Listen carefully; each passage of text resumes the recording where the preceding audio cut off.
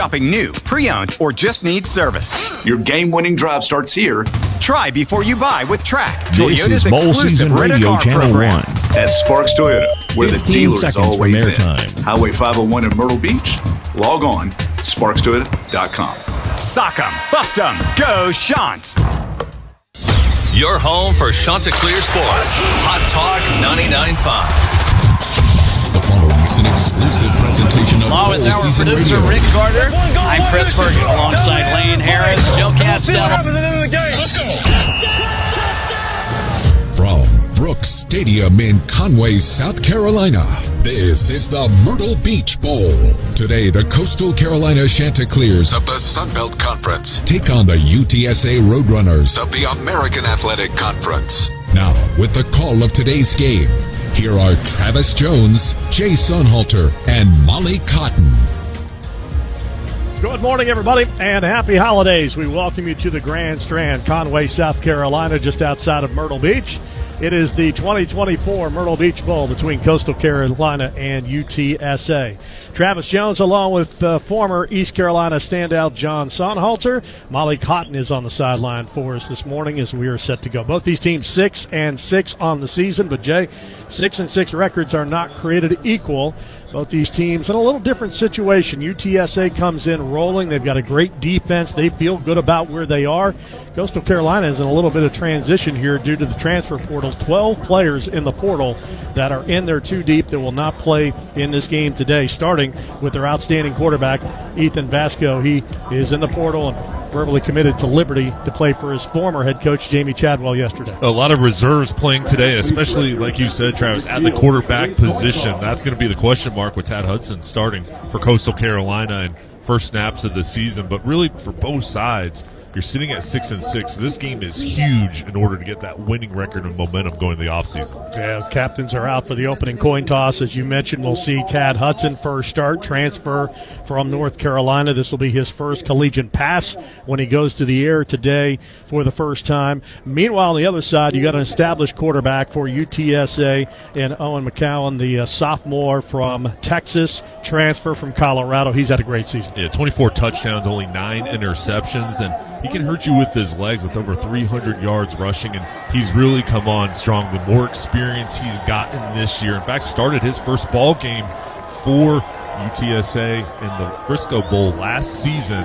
Came from Colorado, but this year he's really progressed nicely throughout the year. All right, so it is a home game, if you will, for Coastal Carolina. Brooks Stadium is their home stadium, so they're in their hometown Myrtle Beach Bowl, but it feels a little different because it is a bowl game and they're the road team. For more on that story, let's say good morning to the third person of our broadcast team today, Molly Cotton. Well, good morning, guys. So there is no place like home for Coastal Carolina. However, they are the road team, the designated road team here today in the Myrtle Beach Bowl. So they've been treated like the road team. They are still using their home locker rooms, but they're on the opposite sidelines than what they're used to. They stayed in a hotel. They were bused here to the stadium.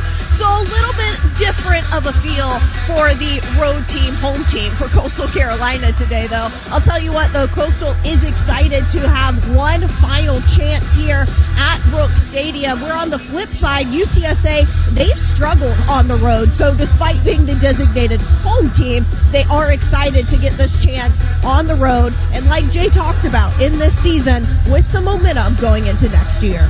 All right, thanks a lot, Molly. Yeah, massive key in this season for UTSA. They've not won away from San Antonio. I think they view this as a challenge, and for them, yeah, that's something they want to change. Being 0-6, that's not good enough, and kind of for them, surprised that they weren't able to have more success on the road this season, but this is an opportunity for redemption. Jeff Traylor is their head coach. He's done an outstanding job, all-time winningest coach in UTSA program history. This is two of the youngest programs in Division I college football. We'll tell you more about that as we move through. But the Gilmer, Texas native, 1-3 in bowls. He did lead UTSA to their first bowl win a year ago in the Frisco Bowl down in Texas when they beat the Marshall Thundering Herd 1 year ago. Fifth bowl appearance overall for UTSA, fourth in a row. Meanwhile, Coastal is trying to win for the third time in a bowl as they defeated San Jose State in the Hawaii Bowl last season. All right, Tate Sandell has it teed up and ready to kick it away, and that ball is going to scoot into the end zone for the touchback. So Tad Hudson will get the ball for the Chanticleers of Coastal Carolina for his first collegiate snap. Again, the transfer from North Carolina was a 4-star ESPN recruit coming out, number 10 quarterback in the quarterback class, 146 player overall. I think for Hudson today, Travis, it's going to be important to get into a rhythm early on, but just play with confidence, and he's got to have the ground game set up with Braden Bennett to establish the play-action pass. Bennett is the normal starter at 727 yards and 11 rushing touchdowns on the season, so Tim Beck's team will have at least their regular at the tailback position, and before we get this play started, we get a flag from the back judge. Offense, 5-yard penalty, remains first down. Rodney Burnett is the head of this officiating crew, so not a good start here for Coastal Carolina. Going to be a light crowd today. It is sunny, but that sun is deceiving. It's 39 degrees, and it is breezy, as you can imagine, normally is here in the Myrtle Beach area. And that ocean breeze today is not a warm one, mid-20s on the real field. So that's going to hold the crowd down just a bit, at least for these Coastal Carolina fans. All right, here's a handoff on first down to Bennett. First snap goes nowhere, gets to the 20. And it's going to be tough to run on this UTSA Roadrunner outfit. When you look, Jay, they've been one of the best run-stopping units in their conference this season. They're physical up front. They'll play a 3-4 defense, and this is a big defensive line. 2 defensive tackles over 300 pounds, and Christian Clayton, Brandon Brown really anchoring the interior.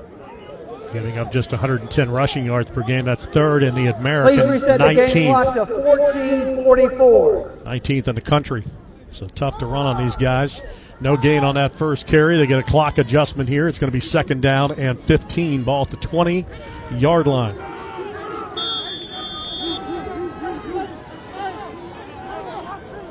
Ball marked right in the center of the field. Shotgun sidecar to the left, and now Bennett motions out of the backfield, and another pre-snap penalty on Coastal Carolina. Ball start. Offense number 18. 5-yard penalty remains second down. Chamber on. The tight end lined up to the right of the formation, moved early, and Coastal goes back to the 15-yard line. Second down and 20. Starting lineups brought to you by Tappan. Understand how going cashless builds loyalty and engages fans and boosts your bottom line. Up front, Joseph Hansen, Anthony Walton, Tyler Wagner, Marlon Corey, and Daniel Jones, the starting offensive line. And here's a strike fired out to the 32-yard line, and a first down to Jamison Tucker. Actually going to miss the lead stick by a couple of yards as Jamal Ligon made the tackle for the Roadrunners.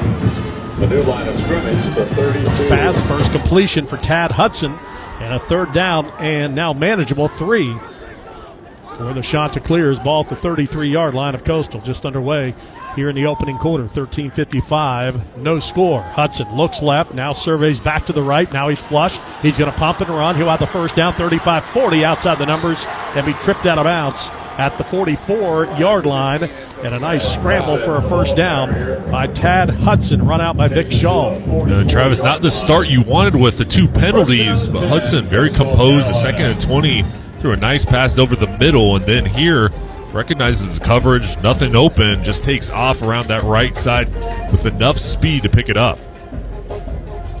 Hudson, 6'3", 225.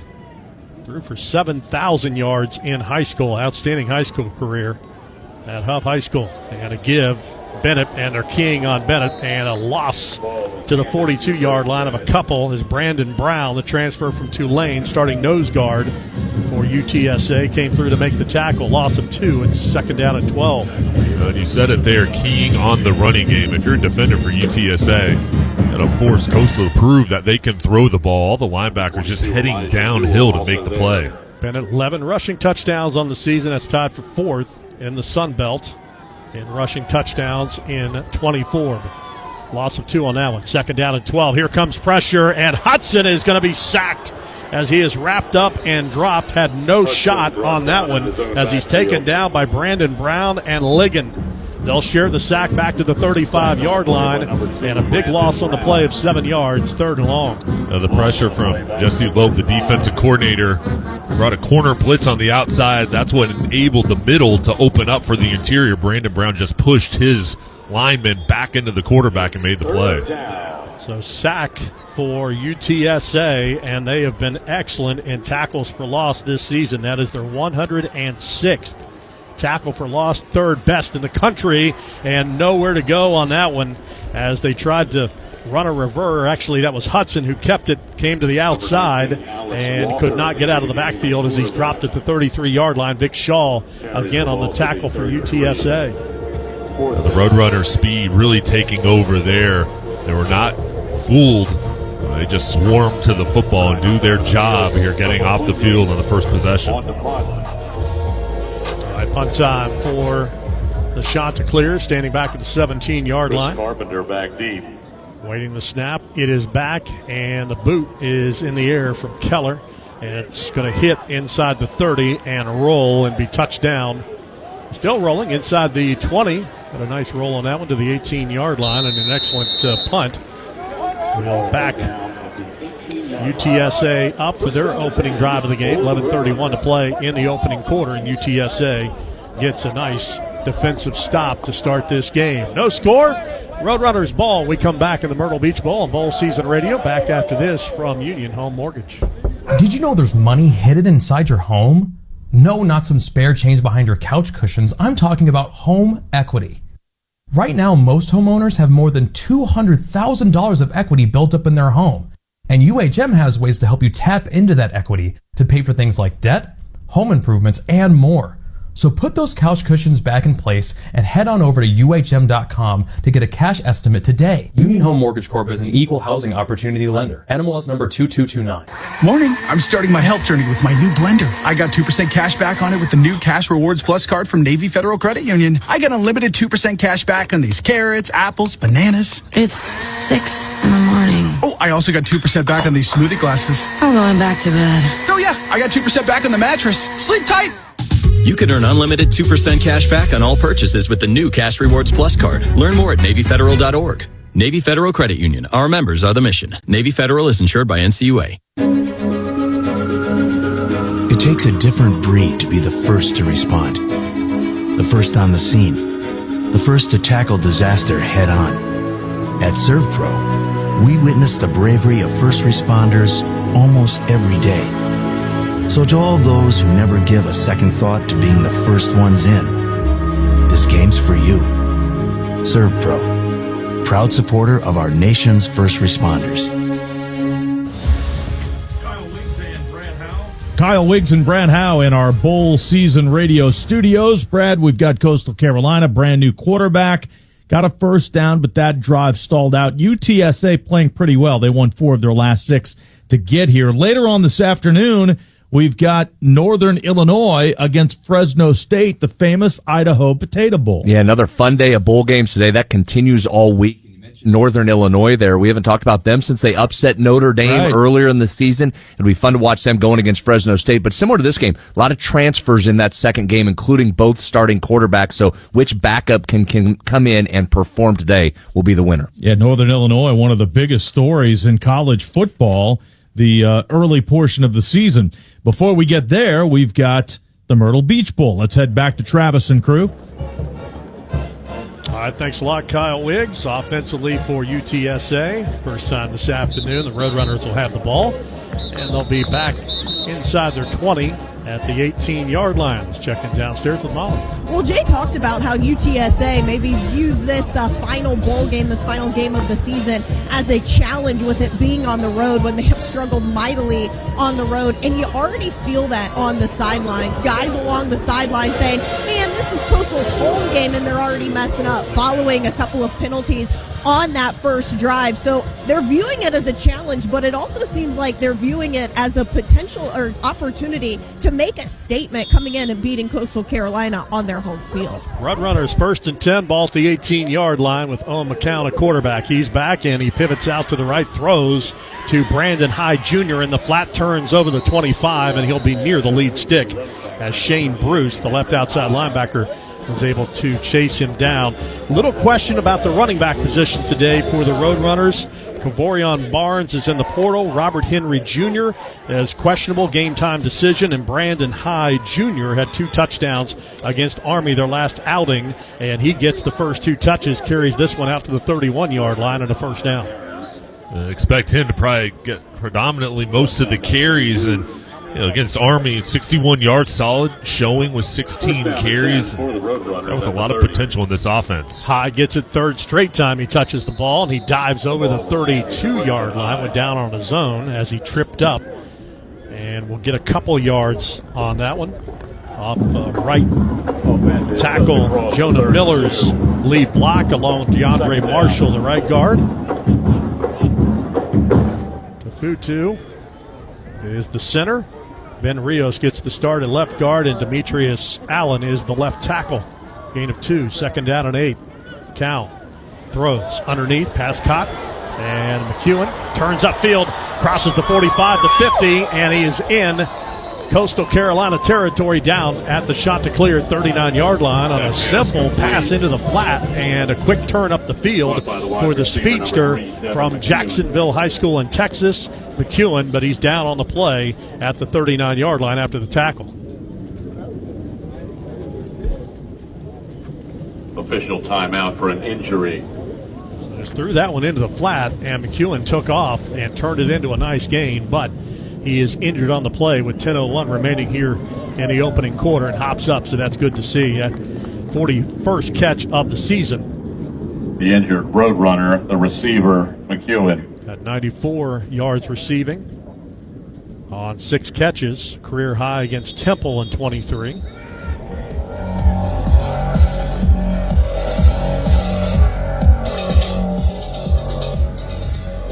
Jay, here comes this Roadrunner offense. Scoring has not been their issue this season.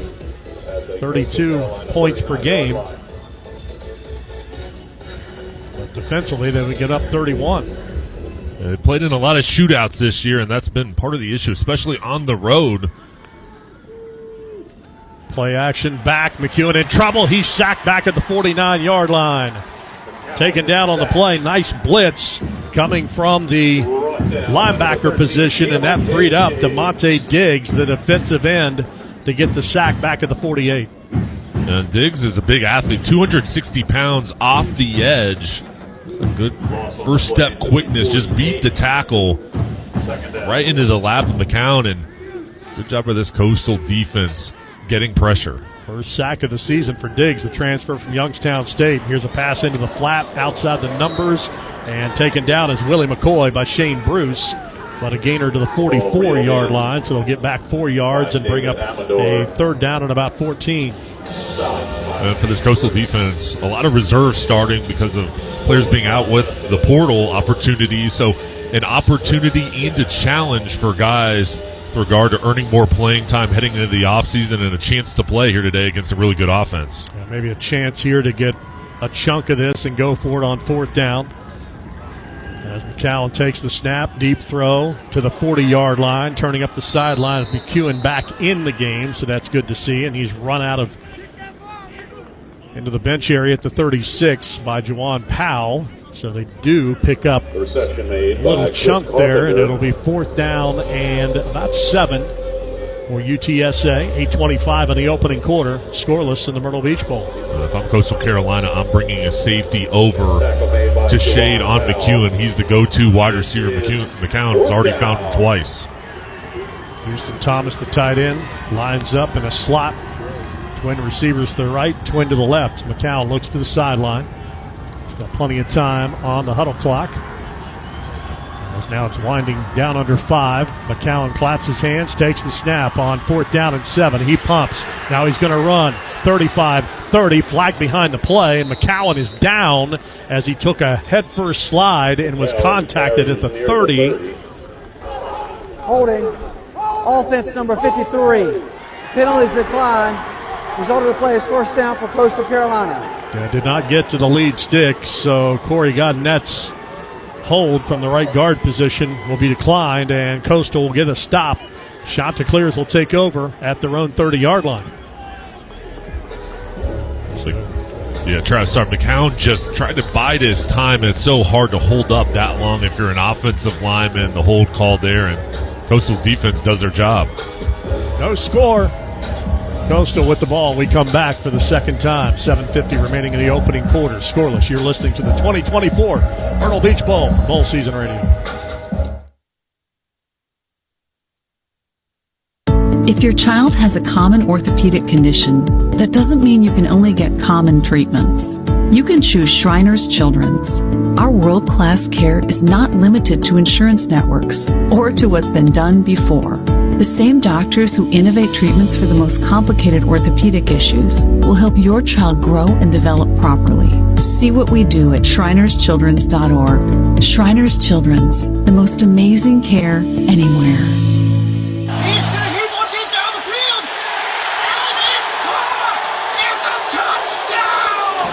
There's nothing like that moment when your team clinches a win. The Friday night lights, all those Saturday tailgate traditions, hours in front of the TV on Sunday. Football means tradition. Whether you played or cheered along, the feeling of game day never ends. Join the community and celebrate the game. Follow us on Facebook, Twitter, and Instagram at Football Matters. We asked parents who adopted teens to share their journey. If you build a relationship, then it becomes easier. If you build trust, it becomes easier. As a parent, you want what's best for your child. To give them the love that a child needs. It's probably the best thing you do for a teenager. Learn about adopting a teen from foster care. Visit adoptuskids.org to learn more. A message brought to you by Adopt US Kids, the U.S. Department of Health and Human Services, and the Ad Council.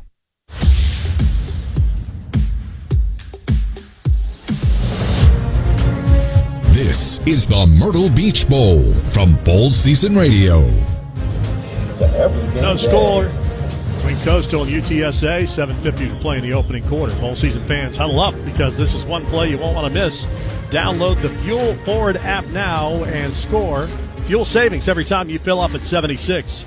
Official partner of Bowl season. 76. Fuel your go. Chanticleers' second offensive possession, and let's go to the sidelines with Molly Kopp. Well, we know this Chanticleers team is playing with somewhat of a different group because of the transfer portal opening up before a bowl season. So Coastal getting some guys in there with experience, and certainly on the offense. The feeling along the sidelines here for this offense for Coastal Carolina, it's all about regrouping and getting set. Obviously not pleased with the penalties there for Coastal in that first drive, but now it's about staying on schedule with better first down production, and again, keeping in check of those penalties. That's a team that's averaging 61 yards a game in penalties. That's 96 in the country. So trying to hone in on that today. Yeah, got themselves way behind the sticks on pre-snap penalties on their first drive. So Tad Hudson will go to work. 1st and 10, ball at the 30-yard line. Claps his hands and hands the ball off to the running back, and here comes Bennett. Turns over the 35-40, and a first down gain of 10 for Braden Bennett. Greenville, South Carolina picks up the first down as Owen Pee-wee and Zay Frazier teamed up on the tackle for the Roadrunners. And Bennett ran that up the middle against the 8-man box. Late pressure from the Roadrunners. Got up to the second level. Good bloodline. Bennett, his father, played at South Carolina, Brandon, then had an NFL career with Cincinnati and Carolina. Short gain here as Pee-wee makes the tackle at the 44-yard line. That'll be a gain of 3. Braden Bennett, 6'2", 215, fifth-year senior. And believe it or not, never transferred. He started here at Coastal, and he's going to end his career here at Coastal Carolina. Second down and 7. Hudson gives it to Bennett again as they highlight him. Nice little crease off the left side, running behind Big Anthony Walton, the left guard. And Bennett will be out to the 48-yard line, leave him a couple yards shy of a first down.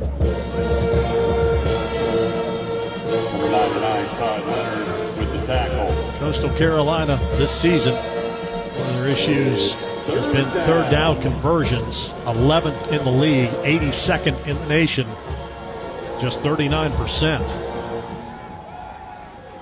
Third down and 2. Stack receivers. Quarterback draw, and that'll be a first down run as they put Bennett in at the Wildcat position. He crosses to the 48-yard line. Martavius French made the tackle. So Tim Beck and his offensive staff, they've already done a couple of things here at the quarterback position.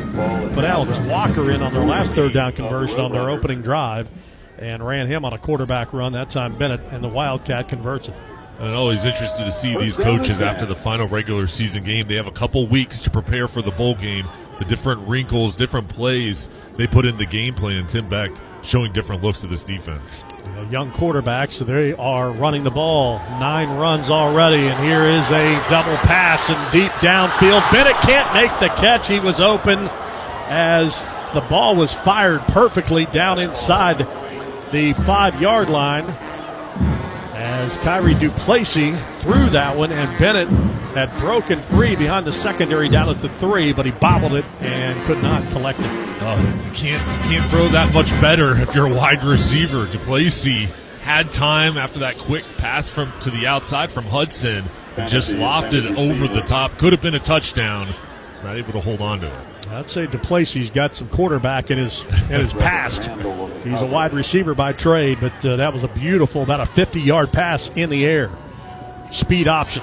Tucking, running it is Hudson, and Hudson plows his way down to the 42-yard line. Of about 6, Ligon made the tackle, along with Cyrus Simon. And you would define Hudson as a pocket passer, but he is dangerous enough with his legs.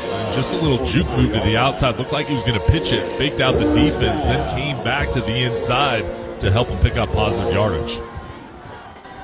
Third medium, called third down and 5. Ball on the UTSA 43-yard line. Under 5 minutes to play in the opening quarter. Run blitz, and going down is Bennett in the backfield back at the 45-yard line. So UTSA not fooled that time. Simon came crashing in along with Martavius French to hit Bennett and knock him down at the 45-yard line. So a good-looking Coastal drive will result in a punt. The defense, again, bringing pressure, and French just cleaned it up. Second team all-conference, right in the heart of that defense. He's got a nose for the ball. This defense getting strong again, testing the run game. Can you run through us when we load it up? And Coastal not able to there. Second punt of the afternoon for Emil Subianfudi from Melbourne, Australia. And he punts that one, and perfectly placed. Did they keep it out of the end zone? Right at the 1-yard line, and they did. Excellent special teams play by the Chanticleers. And that one will be pinned down at the 1. That's where UTSA will have their second offensive possession. It's a defensive struggle so far. 4:01 remaining in the opening quarter from Conway, South Carolina, and we are scoreless in the Myrtle Beach Bowl. Back after this message from Shriners Children's Charities. America's oldest college football all-star game runs through the Lone Star State. Be a part of history in the making at the 100th East-West Shrine Bowl. Thursday, January 30th, 2025 at AT&T Stadium. Visit shrinebowl.com for a chance to see the nation's top college football players ahead of the NFL Draft. Tickets start at just $20. Don't miss the historic 100th East-West Shrine Bowl. Get your tickets today at shrinebowl.com. Today's All-Stars, tomorrow's legends. Today's cup of Scooter's coffee was sweatily earned in one trip from the car to the apartment door. You knew it could be done. Had to be. 2 trips just aren't your style. This time, 23 grocery bags, gym bag, and takeout? A new personal best. Even got the mail on the way in. 4 flights of stairs? Feeling in your fingers? Who needs it? Not you. So enjoy that delicious cup of Scooter's coffee, you one-trip wonder. Scooter's Coffee. You earned it. Built's own 100 years of tradition. 10,000 players opt in each year for this one-of-a-kind experience. 1.5 million fans join them in person, while over 95 million fans watch the most interesting celebrations. From the mountains to the desert, the city to the beach, distributing over $100 million to the participating institutions and positively impacting communities across the country. This means something. This is bowl season, a celebration of college football.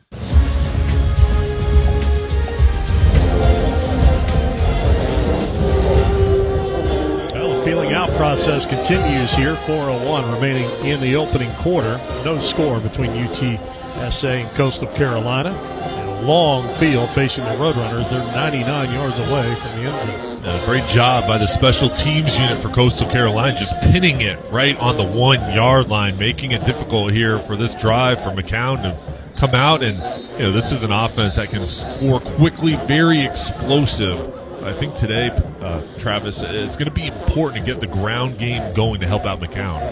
Yeah, High 2 carries, 6 yards on that opening drive. And McCown, perfect on the first drive, 4 of 4, 49 yards, including that long pass and catch and run, I should say, long run, longer than the pass, Devin McEwen. But now the operation is taking place 6 yards deep in the end zone. And from the 1 yard line, McCown puts double tights to the right. Claps his hands, movement up front. The nose guard came across but did not make contact for Coastal. Now McCown changes the play for the protection. Shotgun sidecar. Gives the ball to High. High fights his way maybe to the 1.5 yard line as Amarian Gordon met him right in the hole. And then the wrestling match was on. He will get a yard out to the 2. Let's go downstairs to Molly. You guys are mentioning McCowan. Well, Jeff Traylor's really given a lot of this team's success to McCowan, saying that he put this team on his back, on his shoulders at times during this season. This is a guy who got his first start for UTSA a year ago in the bowl game over Marshall in a win, 35-17. Jeff Traylor says this is a guy who's not into all that other stuff outside in the world. He's quiet, he's grounded, he's focused, and has been successful. Second down and 8. McCowan chased all the way back to the end line, being chased again by Coastal's defender, and he had to unload it. That was Gordon in hot pursuit. Threw it low to the intended target, the tight end, Dan Dishman, and here comes a 3rd down and 9. So McCowan just trying to now maybe get some breathing room for the punter. Looks to the sideline, play clock down to 6. And UTSA may have to take a timeout here, although a delay of game would only cost him a yard. McCowan does not get the snap off in time, and the flag comes down. We'll see if the Roadrunners get a timeout. Offense, penalties happen to the goal, 3rd down. Too costly, move it back a couple inches. Just some miscommunication, it looked like, on the sideline, changing the play.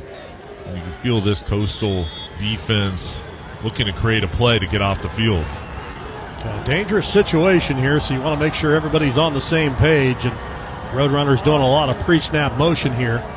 Now they'll come out of the pistol as the Chanticleers also take this opportunity to sub defensively, as Cohen Fuller will come in at defensive tackle.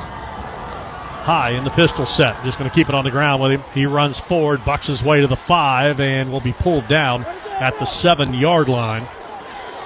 And we're going to have some late flags. We've got a scuffle going on out at the 10 yard line.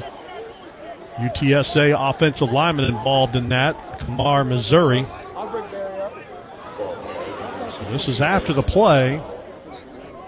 We'll have to sort it out. High was short of the lead stick, so it would be 4th down if this is on UTSA.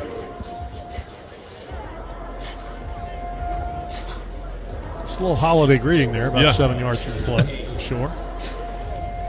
Little wrestling match. The whistle snapped and guys pushing each other. Barry Brown was involved in that. So that was Missouri and Brown. Some other guys jumped in there for good measure. Here's the call. After the play, unsportsmanlike conduct, defense number 35, unsportsmanlike conduct, offense number 55. Those fouls all set. That's both players' first unsportsmanlike conduct foul of the game. All right, so the game's out to the 8, 7 yard pickup, and the punt team will come on. So good job there by the special teams unit for Coastal Carolina to flip the field, and now they'll force the Cale Hogan punt. Number 25, also from Australia. College football has really tapped into something with these Australian punters. It's a recruiting pipeline. Every team. You got any 6'6", 350-pound linemen over there in Australia? Question. That hasn't quite happened yet. They focus on their special teams down in Australia. All right, Trey Taylor deep to receive, and it's a short kick. He runs up, missed, read it. It's going to hit. Didn't hit him, but now it hits an up man. It wasn't Taylor. It was a gunner that ran by, and they dive on the ball at the 34-yard line. They'll have to unpile it. And now they're pushing and shoving, and here comes another flag as they're trying to clean the pile up. Coastal got back on the football at the 34-yard line, but that was misplayed by Trey Taylor as he ran up on it and then tried to run away from it and didn't really communicate very well to one of his gunners down the field. That was Zachary Wadner, and he ran into the ball. But Coastal did recover at the 34-yard line, but again, we get another marker down. After the play, unsportsmanlike conduct, receiving team number 26. 15-yard penalty from the dead ball spot, first down. Chase Jackson, backup safety, called a personal foul penalty. So much for the field position flip. Yeah, I mean, that's about 30 yards lost just if he would have caught it when the ball hit the ground. And then the penalty really flipping the field back. Excellent job by UTSA getting the ball out of the end zone with the punt and getting the nice roll. Now you consider that that ball was punted from in the end zone, and then all of a sudden Coastal Carolina has the ball at the 19-yard line. Their own 19. 2:54 in the opening quarter. Play action. Pass batted down. Christian Clayton, the defensive end, got his big paw up there and knocked down that Hudson pass at second down and 10. Knocked down by number 9. Zone read with the play action pass over the top for Hudson. He's thrown the ball 3 times, 1 for 3 so far in this ball game. And, this is an offense with all the guys that have been out here in the portal. You still have your offensive line and 4 starters that are playing in this ball game. So, I think you've got to rely on that and try to get push up front, control this defensive line. There's a fake out to the left on the speed option, and keeping that ball is Bennett, and he'll get to the 18-yard line. So Bennett, the running back, lines up at the quarterback position and takes it on the counter. And Danye Taylor came over to make the tackle for the Roadrunners. Quickly it goes to 3rd and 10. When you look at the line of scrimmage, the D-line is the one hitting the push, staying low and winning with leverage. The O-line just getting pushed back. There was nowhere to run. UTSA, and this defense has been stout at times this season. 22 straight games with a takeaway, 21 turnovers forced this season. One of the best in the country in that category. 3rd and 10. Hudson, swing pass into the flat. Bennett turns upfield over the 25, shakes a tackle, and is dropped at the 26-yard line, short of the lead stick. Frazier made the stop. Good job by Bennett to get by the initial defender, Davidson. But coming over was Frazier to get him down, short of the lead stick at the 26-yard line. And again, Chanticleers forced to punt. 3rd and long situation. Tim Beck going with an easy route to try to get Bennett out on the perimeter, and there was a nice block by Kate Perron. But this secondary for UTSA, they're really good in coverage. They're also physical when it comes up. Plays are to be made, making tackles. They can do it. 7 Foodie, ready to punt it again, lefty. And that ball's taken at the 33-yard line on the return, short return to the 37 for the Roadrunners of UTSA. And that's where this drive will start.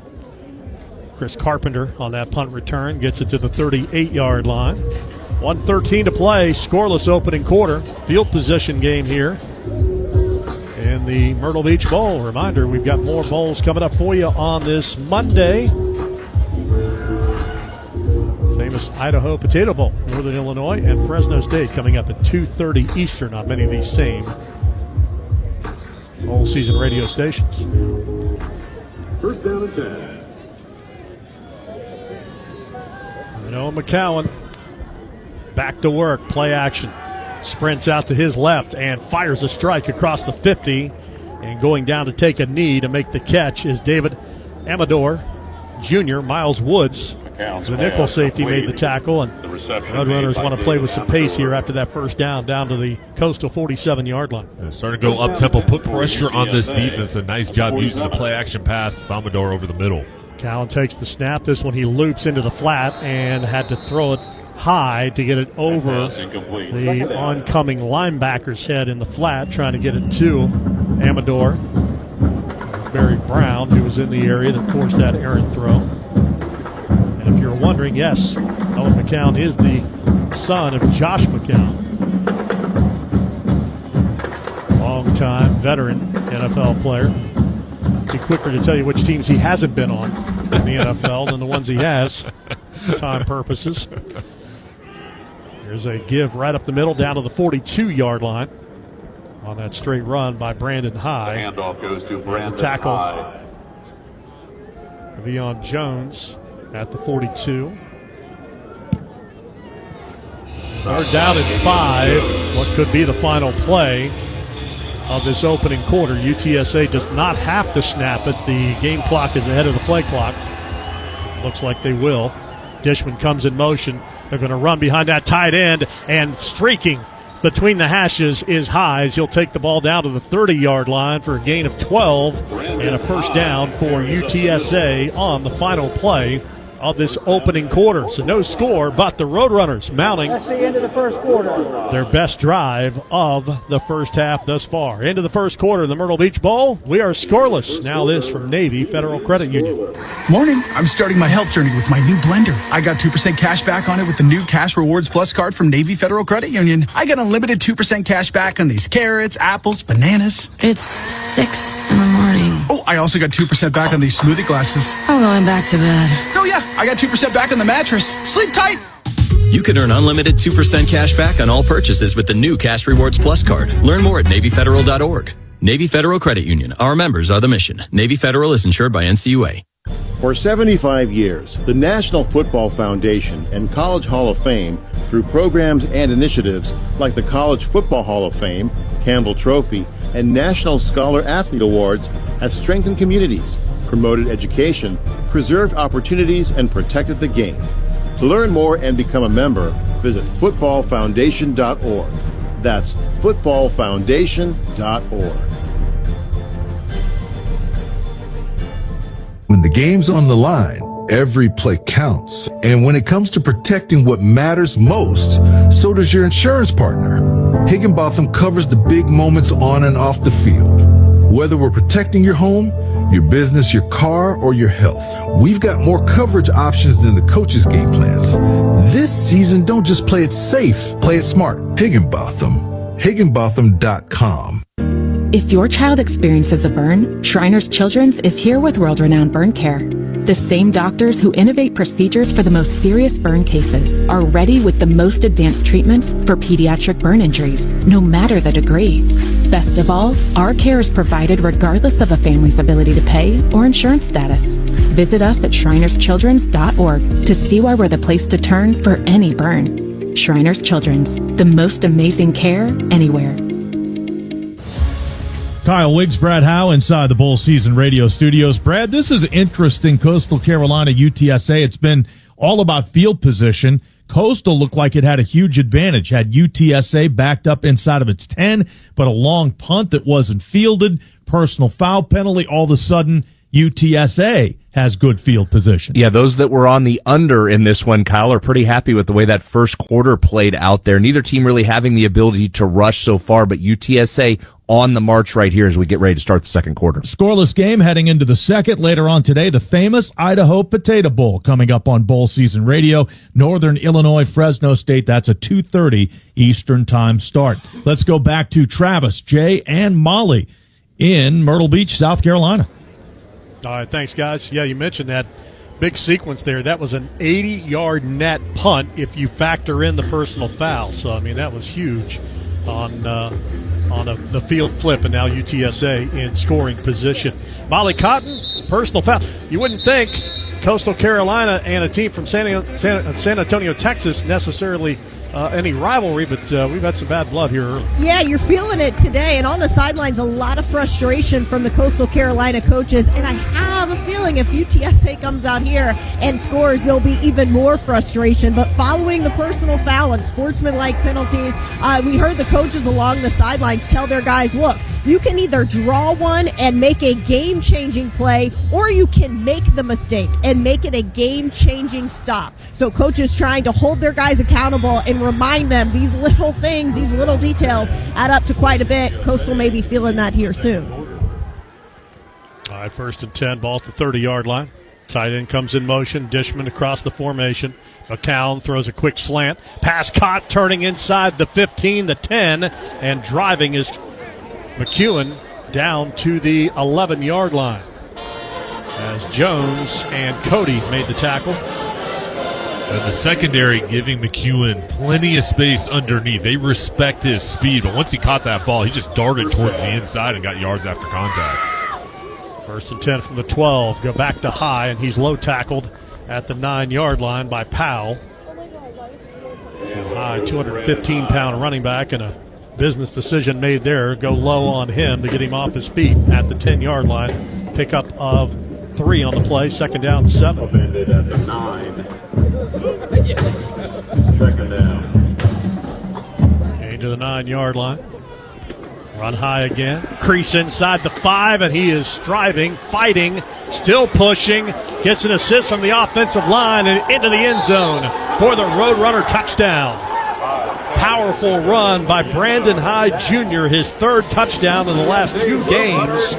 Jones was trying to keep him out along with the rest of the Chanticleers, but once the offensive line got there and gave him that extra push, he finds the end zone. Well, the interior of the offensive line got a huge surge right up the middle from the center. C.J. James and Corey Godnett, the right guard, and then the tight end, Dan Dishman, cleaned up on the edge, allowed Hyde just to follow them, and then that low center of gravity, 5'10", very stocky. He just continued to churn his legs into the end zone.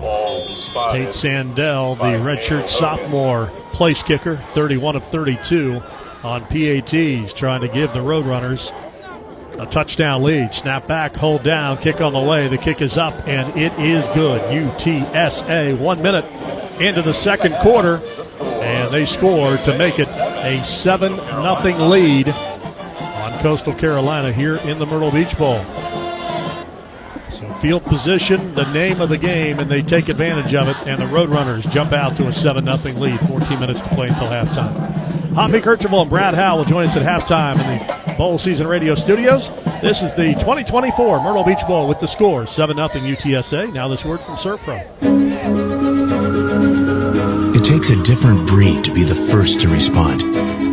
The first on the scene. The first to tackle disaster head on. At ServPro, we witness the bravery of first responders almost every day. So to all those who never give a second thought to being the first ones in, this game's for you. ServPro, proud supporter of our nation's first responders. America's oldest college football all-star game runs through the Lone Star State. Be a part of history in the making at the 100th East-West Shrine Bowl. Thursday, January 30th, 2025 at AT&T Stadium. Visit shrinebowl.com for a chance to see the nation's top college football players ahead of the NFL Draft. Tickets start at just $20. Don't miss the historic 100th East-West Shrine Bowl. Get your tickets today at shrinebowl.com. Today's all-stars, tomorrow's legends. Morning. I'm starting my health journey with my new blender. I got 2% cash back on it with the new Cash Rewards Plus card from Navy Federal Credit Union. I got unlimited 2% cash back on these carrots, apples, bananas. It's 6 in the morning. Oh, I also got 2% back on these smoothie glasses. I'm going back to bed. Oh yeah, I got 2% back on the mattress. Sleep tight. You can earn unlimited 2% cash back on all purchases with the new Cash Rewards Plus card. Learn more at NavyFederal.org. Navy Federal Credit Union. Our members are the mission. Navy Federal is insured by NCUA.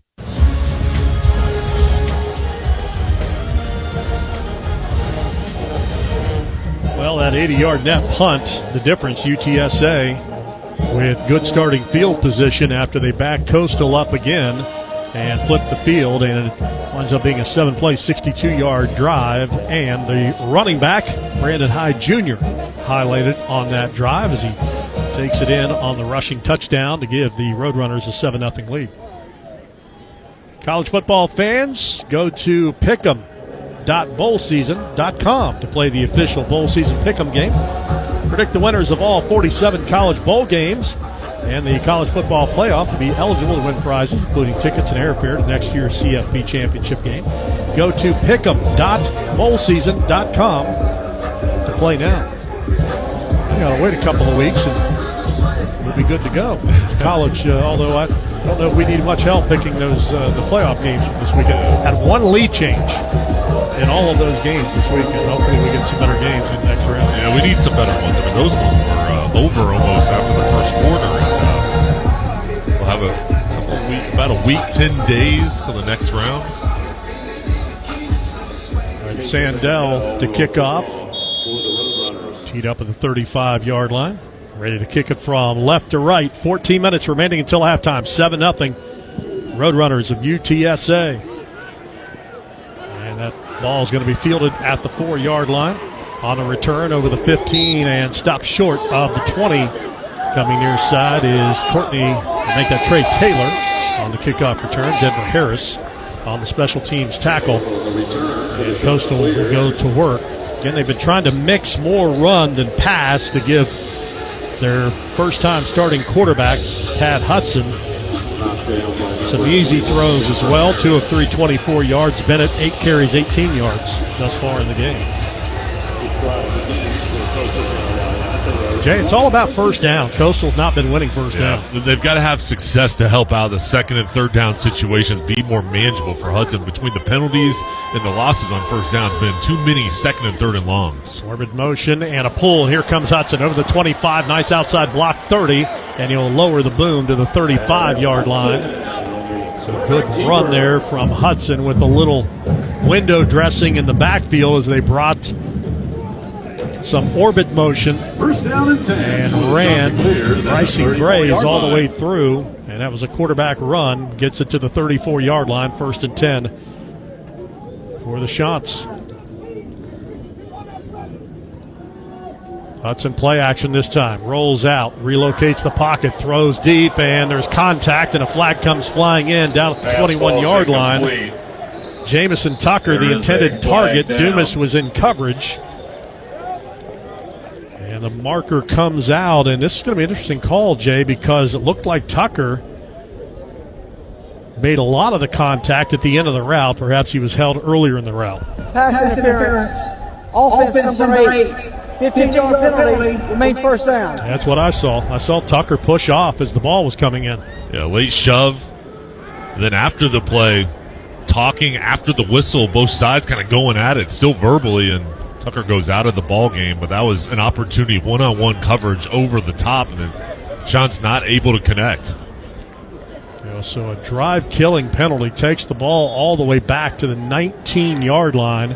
Call it the 18, and it's going to be first down, and they need the 44 to continue this drive. Good news is you do get the down over. If you're Coastal, Hudson sprints out, hit as he throws, and that pass comes in low, incomplete. Little heat in the kitchen. Brevin Randall, the Jack linebacker, Second down. super senior, transfer from Louisiana Tech. Got in on the quarterback, second down and long. He was just smelling out a sack, and Randall just turned on the Jets, went to another gear to get pressure on Hudson. Just created a disruption, and now this offense, again, talk about third and long situations. We have another one coming up here, or second and long coming up, but they cannot play behind the chains. Second down, 25. 5-man rush and a pass thrown, incomplete, looking for the out route to right. And no shot on that one. Shaw was in coverage, and it's going to be third down at 25. Wright ran the route wrong, or Hudson threw it to the wrong spot. Either way, it did not look good. And it's third down and 25. You have to be careful here if you're Hudson against a defense that's so good at creating takeaways. Coastal 2 of 5 on third down conversion. Going to keep it on the ground with Bennett. Bennett finds some running room, but he's got a long way to go. He'll get it out to the 28-yard line for a gain of 10 and a fourth down and 15 coming up. And Ty and Milton will end the play there. And again, the punt team comes on. Coastal Carolina right now, again, just hurting themselves with the penalties. And of course, no turnovers. That's the goal. But you've got to clean up these penalties to give your offense a chance, especially with a new quarterback and so many new players with guys being out in the portal. You cannot have these mistakes against a good defense. Fourth punt for the Aussie, and he boots it away. Sevion Fudi, and it's fielded at the 19-yard line. Excellent punt coverage. We'll hold that to about a 1-yard return. Caught it at the 18, fights his way back to the 19-yard line. Is Chris Carpenter, the punt return man. So UTSA will have the football with a 7-0 lead with 12:21 remaining until halftime. Ball spotted at their own 19-yard line. Tim Beck calling on his defense. Beck in his second year here at Coastal Carolina. 14 wins, 11 losses. Former assistant coach at North Carolina. Spent some time in Columbus with the Buckeyes, Texas, Nebraska, and Kansas. Went 8-5 last year. Both these head coaches, Jeff Traylor and Tim Beck, knew each other. Both coached high school football in the state of Texas at one time. Here's a pass up the rails, caught over the 40 to the 50, and wrestled out of bounds at the 43-yard line is Amador. Courtney Eubanks on the tackle, but McCown snapped that one quick, and they just did not pick up Amador out of the backfield. Ran a wheel route down to the 43. Yeah, great job by McCown. Also looking towards the back, flaring out of the backfield, then going to Amador down the side. They snap it quick and hand the ball off to the backup running back, and that's Will Henderson III, and he'll fight his way down to the 40-yard line. We'll pick up 3 yards. Fastest player on the team is Henderson, the freshman from Gilmer, Texas, the hometown of head coach Jeff Traylor. Jaden Bryant for Coastal Carolina holds that to a 3-yard gain, second down and 7. So UTSA, same pattern. They get a first down, they snap it quick on that next first down, then they'll slow it down a little bit here and run that play clock under 15 before they snap it. Under center this time. McCown takes the snap, hands it on a hand sweep down to the 35-yard line, and near the lead stick is Willie McCoy as Powell made the tackle, and it's going to be short by 2 yards. Third down upcoming after a gain of 5. And Justin Burke, the offensive coordinator, giving a lot of different looks to this defense with the jet sweeps, the different motions, and alignments with so many new players on the defensive side, really making it difficult finding where the ball is pre-snap. Roadrunners all blacks today, tops, bottoms, white numbers. And pulling it, McCown runs it, 30, 25, 20, outside the numbers, 15, 10, shoulder down, contacted, he's thrown into the end zone. It is a touchdown. Owen McCown on the quarterback keeper. Tobias Fletcher threw him into the end zone, but it's a 35-yard scamper for the redshirt sophomore quarterback, and the Roadrunners score again. And McCown's rushed for over 300 yards on the season. He gets to the outside and just turns it on. He outran one defender, and then as soon as he saw Fletcher, he didn't try to jump around him. He went right through his shoulder, and Fletcher just had to throw him into the end zone, but that was an impressive run from McCown. Yeah, great finish, too. Was not afraid of contact whatsoever, just lowered his shoulder and was going to get into the end zone and would not be denied. Extra point for Tate Sandell. Try to give the Roadrunners a 14-0 lead here on Coastal Carolina's home field. The snap back, the kick is away. That kick is good. Roadrunners take the lead to 14 with 10:36 remaining until halftime. And we'll take a break. You're listening to the 2024 Myrtle Beach Bowl for Bowl Season Radio. We asked parents who adopted teens to share their journey. When I met both of them, it was like my missing pieces were found. Like it was just like an instant, these are my kids. If you're considering adopting a teen, just do it. Kids need families. I don't care the age. Everybody deserves a family. Learn about adopting a teen from foster care. Visit adoptuskids.org to learn more. A message brought to you by Adopt US Kids, the U.S. Department of Health and Human Services, and the Ad Council. For 75 years, the National Football Foundation and College Hall of Fame, through programs and initiatives like the College Football Hall of Fame, Campbell Trophy, and National Scholar Athlete Awards, has strengthened communities, promoted education, preserved opportunities, and protected the game. To learn more and become a member, visit footballfoundation.org. That's footballfoundation.org. If your child experiences a burn, Shriners Children's is here with world-renowned burn care. The same doctors who innovate procedures for the most serious burn cases are ready with the most advanced treatments for pediatric burn injuries, no matter the degree. Best of all, our care is provided regardless of a family's ability to pay or insurance status. Visit us at shrinerschildrens.org to see why we're the place to turn for any burn. Shriners Children's, the most amazing care anywhere.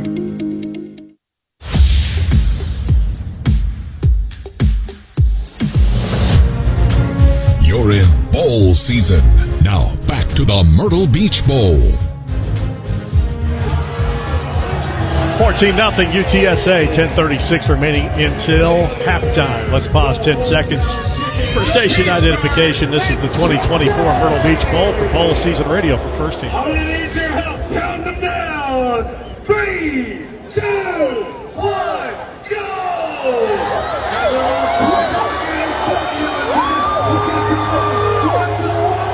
Travis Jones along with John Sonhalter, Holly Cotton, Tim Sparks as our engineer in charge, and Tristan Blackman, our player identifier, here today in Conway, South Carolina. 14-0 UTSA leading Coastal Carolina, 10 and some change to play until halftime. Let's check in with Molly.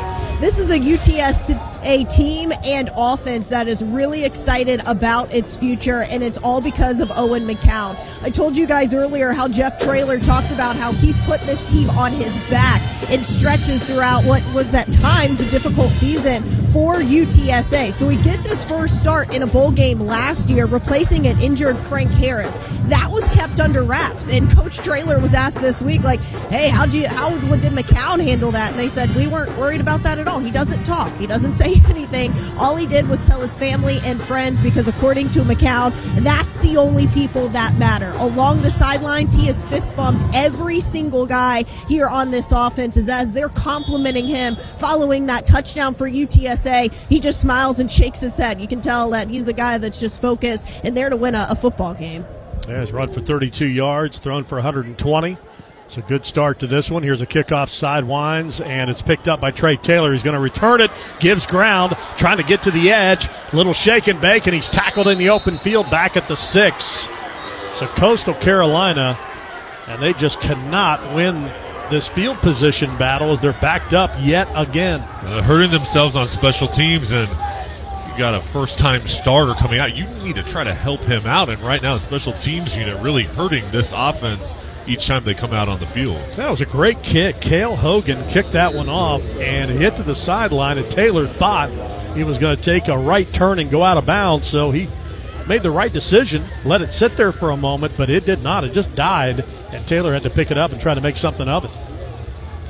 Gets to the 7, 10:30 to play until halftime, and again, Tad Hudson is backed up deep, making his first start today, 27 yards on the ground for Hudson, and he'll hand the ball off to Bennett, and Bennett will run off the left side. Hudson's got 24. Bennett, that's his 10th carry of the afternoon, gets to the 9-yard line as Ty Milton made the defensive play for UTSA, gain of 2, second down and 8. You can see Tim Beck and his coaching staff trying to highlight the running game, and it's going to be important to keep this game close. You cannot have a bigger deficit where you have to throw, but continue to try to feed Bennett, and he picked up positive yards on first down. Shotgun running back to the left is Bennett. They'll slip the ball to Bennett, and not a lot there. He falls out to the 11-yard line for a couple on the play. Vic Shaw made the stop, and Heston Edwards, left guard, slung a defender to the ground after the play, but no whistle. Bring up third down and long. Navy Federal Credit Union, proudly serving all branches of the armed forces, military, and their families, no matter where you're in your military career. Navy Federal Credit Union has products and resources to help you navigate your finances. Learn more at NavyFederal.org. Our members are the mission.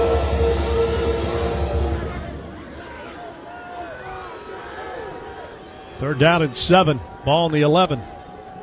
Hudson stands in the pocket. Now he's flushed. Green grass ahead. Has to shake the linebacker. Can't. He's down at the 13-yard line. Randall was standing there.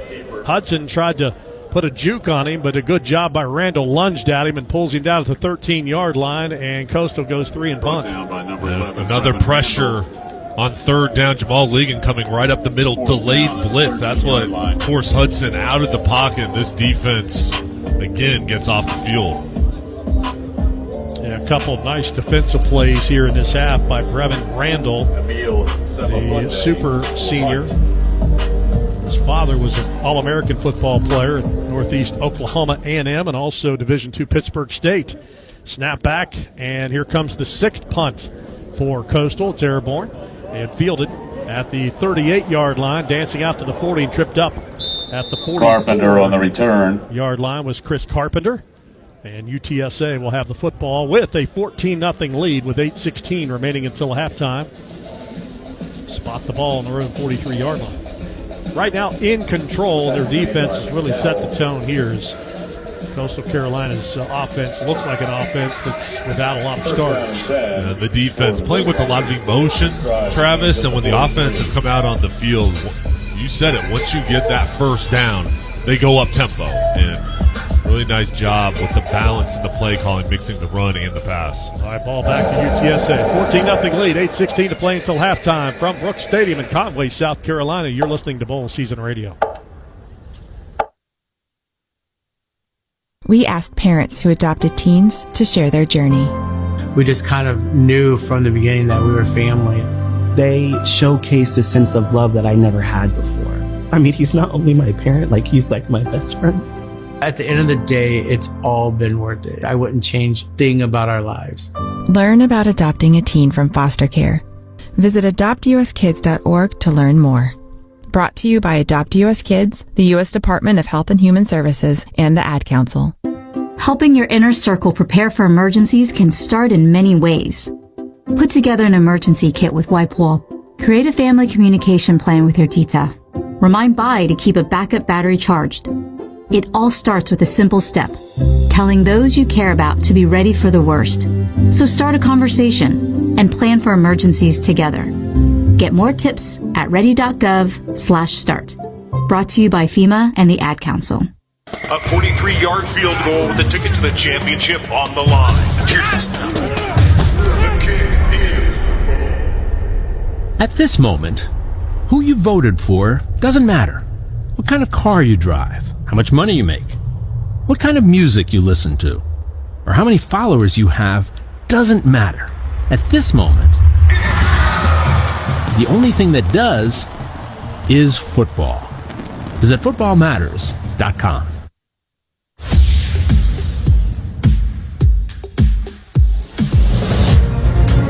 You're listening to the Myrtle Beach Bowl from Bowl Season Radio. 14-0 UTSA in the lead and currently dominating the stat sheet, as you would imagine as well. Roadrunners 202 yards of total offense. The Coastal's 78. Callan's thrown for 120. They've rushed for 82. 8-4 in the first down department as well. And the Roadrunners really now can take control of this game. 8:16 remaining until halftime. All 3 timeouts remaining. And they'll snap it from their own 43-yard line. Crowd here today. Saw a couple hundred Roadrunner fans. UTSA band also made the trip up. First down and 10. At first and 10 for McCown from the 43. Patrick Overmeyer, the tight end, goes in motion. He lines up as a receiver out to the left and hand the ball off, and breaking free. That is Bryson Donnell, and he'll cross midfield and take the ball down to the 37-yard line. His first carry of the game. Joe Cash made the tackle for the Chants, but now UTSA. Couple of throws from McCown and that quarterback run. They've opened up the tackle box now for the dive for the running back. They go quick here again. and snap it and flip it on a reverse, coming to the outside, inside the 30, down the sideline, and stepping out near the 21-yard line is Amador. He's been featured here today. Powell made the tackle. Late flag comes in.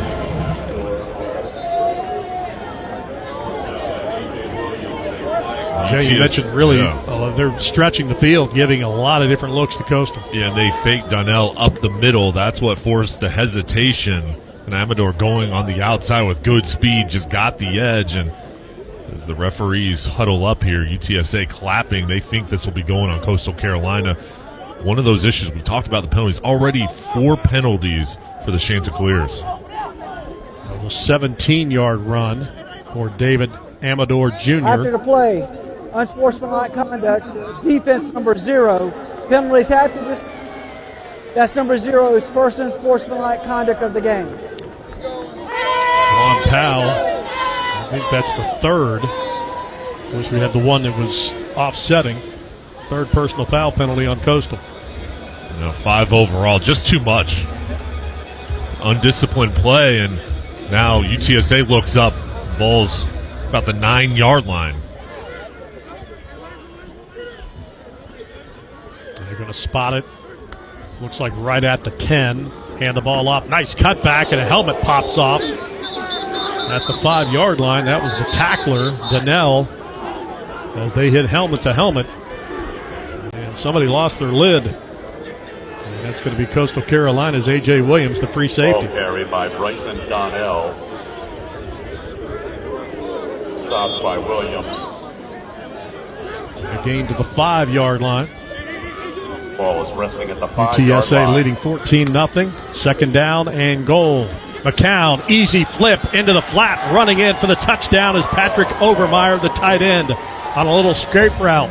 Courtney Eubanks lost in coverage, and McCown fires the touchdown pass with 7:12 to play until halftime. Roadrunners are running away. This was a great play call by Justin Burke, the offensive coordinator. You get the fake to Donnell up the middle, and then Overmeyer coming across the formation. Looked like he was going to cut the defensive end, just slid out into the flat. An easy completion for McCown. Third touchdown catch of the season for the redshirt freshman from Kingwood, Texas. Obermeyer, 92 players on this roster from the state of Texas for UTSA. That's about 79% of the squad. And that one was a Texas quarterback to a Texas tight end, and a 21-0 UTSA lead with 7:12 remaining until halftime.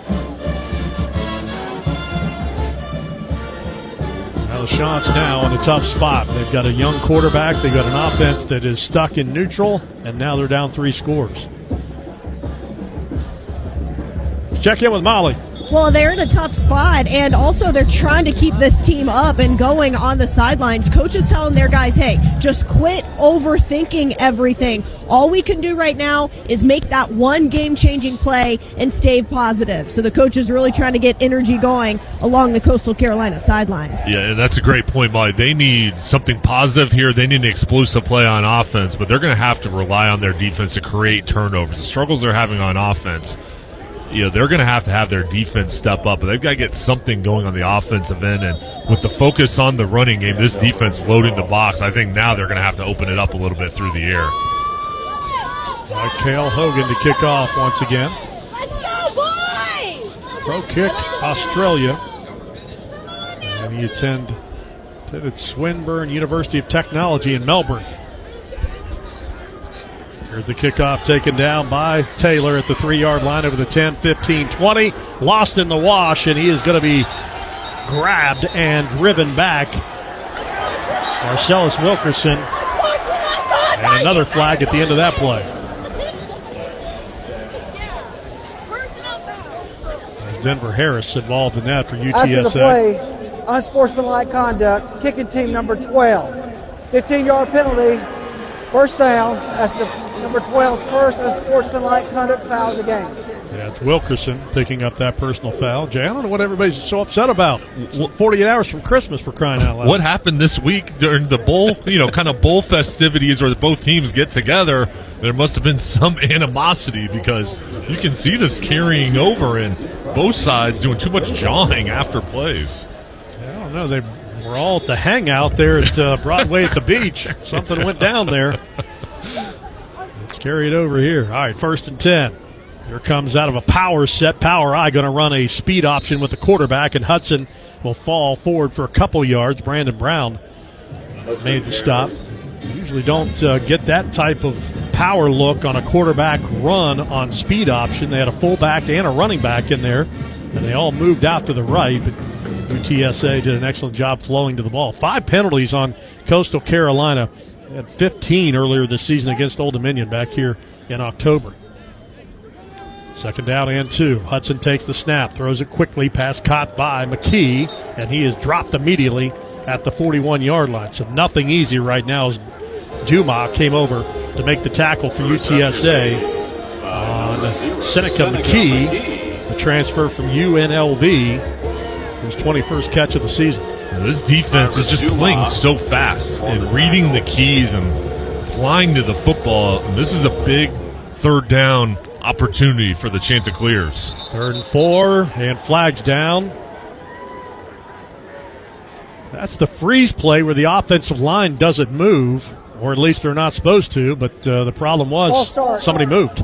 Offense number 0. 5-yard penalty, remains 3rd down. That's a wide receiver. McKee. So trying to fool UTSA on a sprint out where the entire tackle box, the 5 linemen don't move. They maintain their stance, but the wide receiver false started out wide.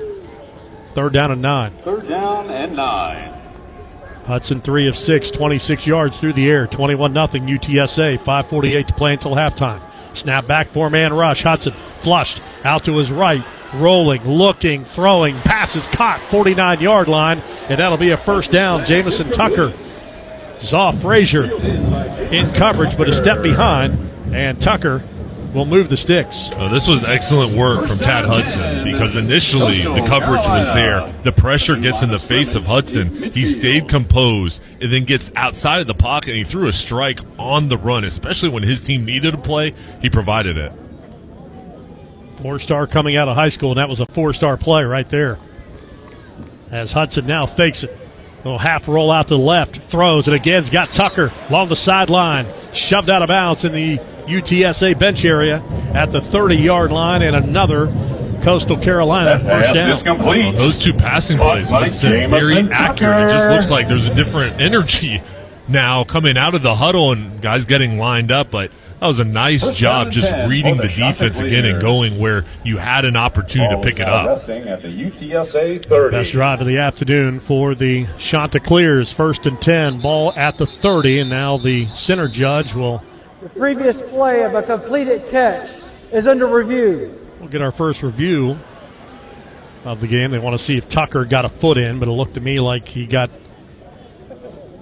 at least a foot, maybe 2, along the sidelines in front of Elijah Newell, who shoved him out.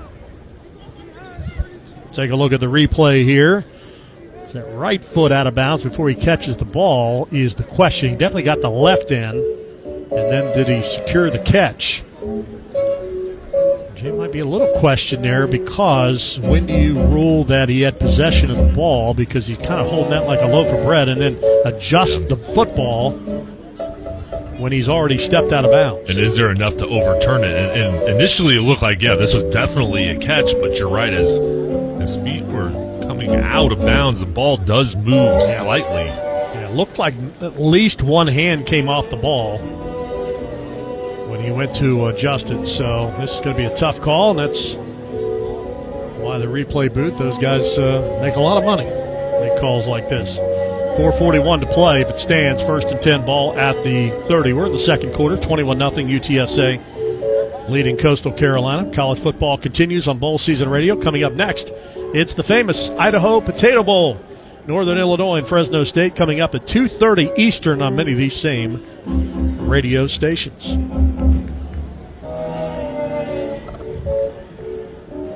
taking a long look at this one. And sometimes that determines that it's going to be overturned because they got to get the clock and the field position After review, correct. the field stands. And in this case, meant nothing. 1st and 10, ball at the 30. I think for Hudson here, a couple passes, does a nice job completing them, and Tim Beck sees that. Would not be surprised if they start to be more aggressive and give him opportunities down the field to test out this secondary. His offensive line's done a pretty good job protecting him. He's been sacked once today. He's had to move the pocket a few times, but has been effective in doing so. Again, great high school career, 7,000 yards passing in high school and 76 touchdowns, so he can get it done. 1st and 10, ball at the 30. This time going to hand it off, and Bennett stumbles through the line. Took a glancing blow and is dropped at the 28-yard line after a pickup of a couple. Clock not a factor, 4:22, and Coastal Carolina has all 3 timeouts remaining.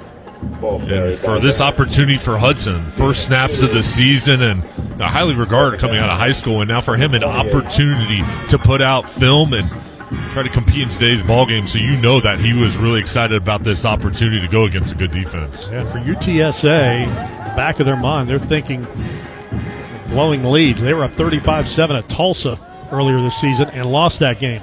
Here's Hudson, throws it out to the left, and the pass is caught by the tight end, dropped at the 23-yard line on that completion to Kane Barong, as Duma and Cooper made the tackle. Short completion, 3rd down and 4 upcoming here. Field in by the tight end. It's potential 4-down territory, down 21-0. 3rd and 4. Gotta have that mindset. All right, we've got 2 plays to pick this up. Duma on the stop. That play clock at 15 seconds. Wing left, power pistol to the right. Barong, the wing, now lines up to the right side of the formation, and they'll run it that way with Bennett, and he gallops through the hole and spins inside the 20, and we'll have the 1st down by a half yard on the play. So move the sticks. Stop the clock, 3 minutes to play. Newell made the tackle. 21-0. UTSA leading, but Coastal Carolina trying to get on the board here as the Roadrunners will get the ball to start the second half.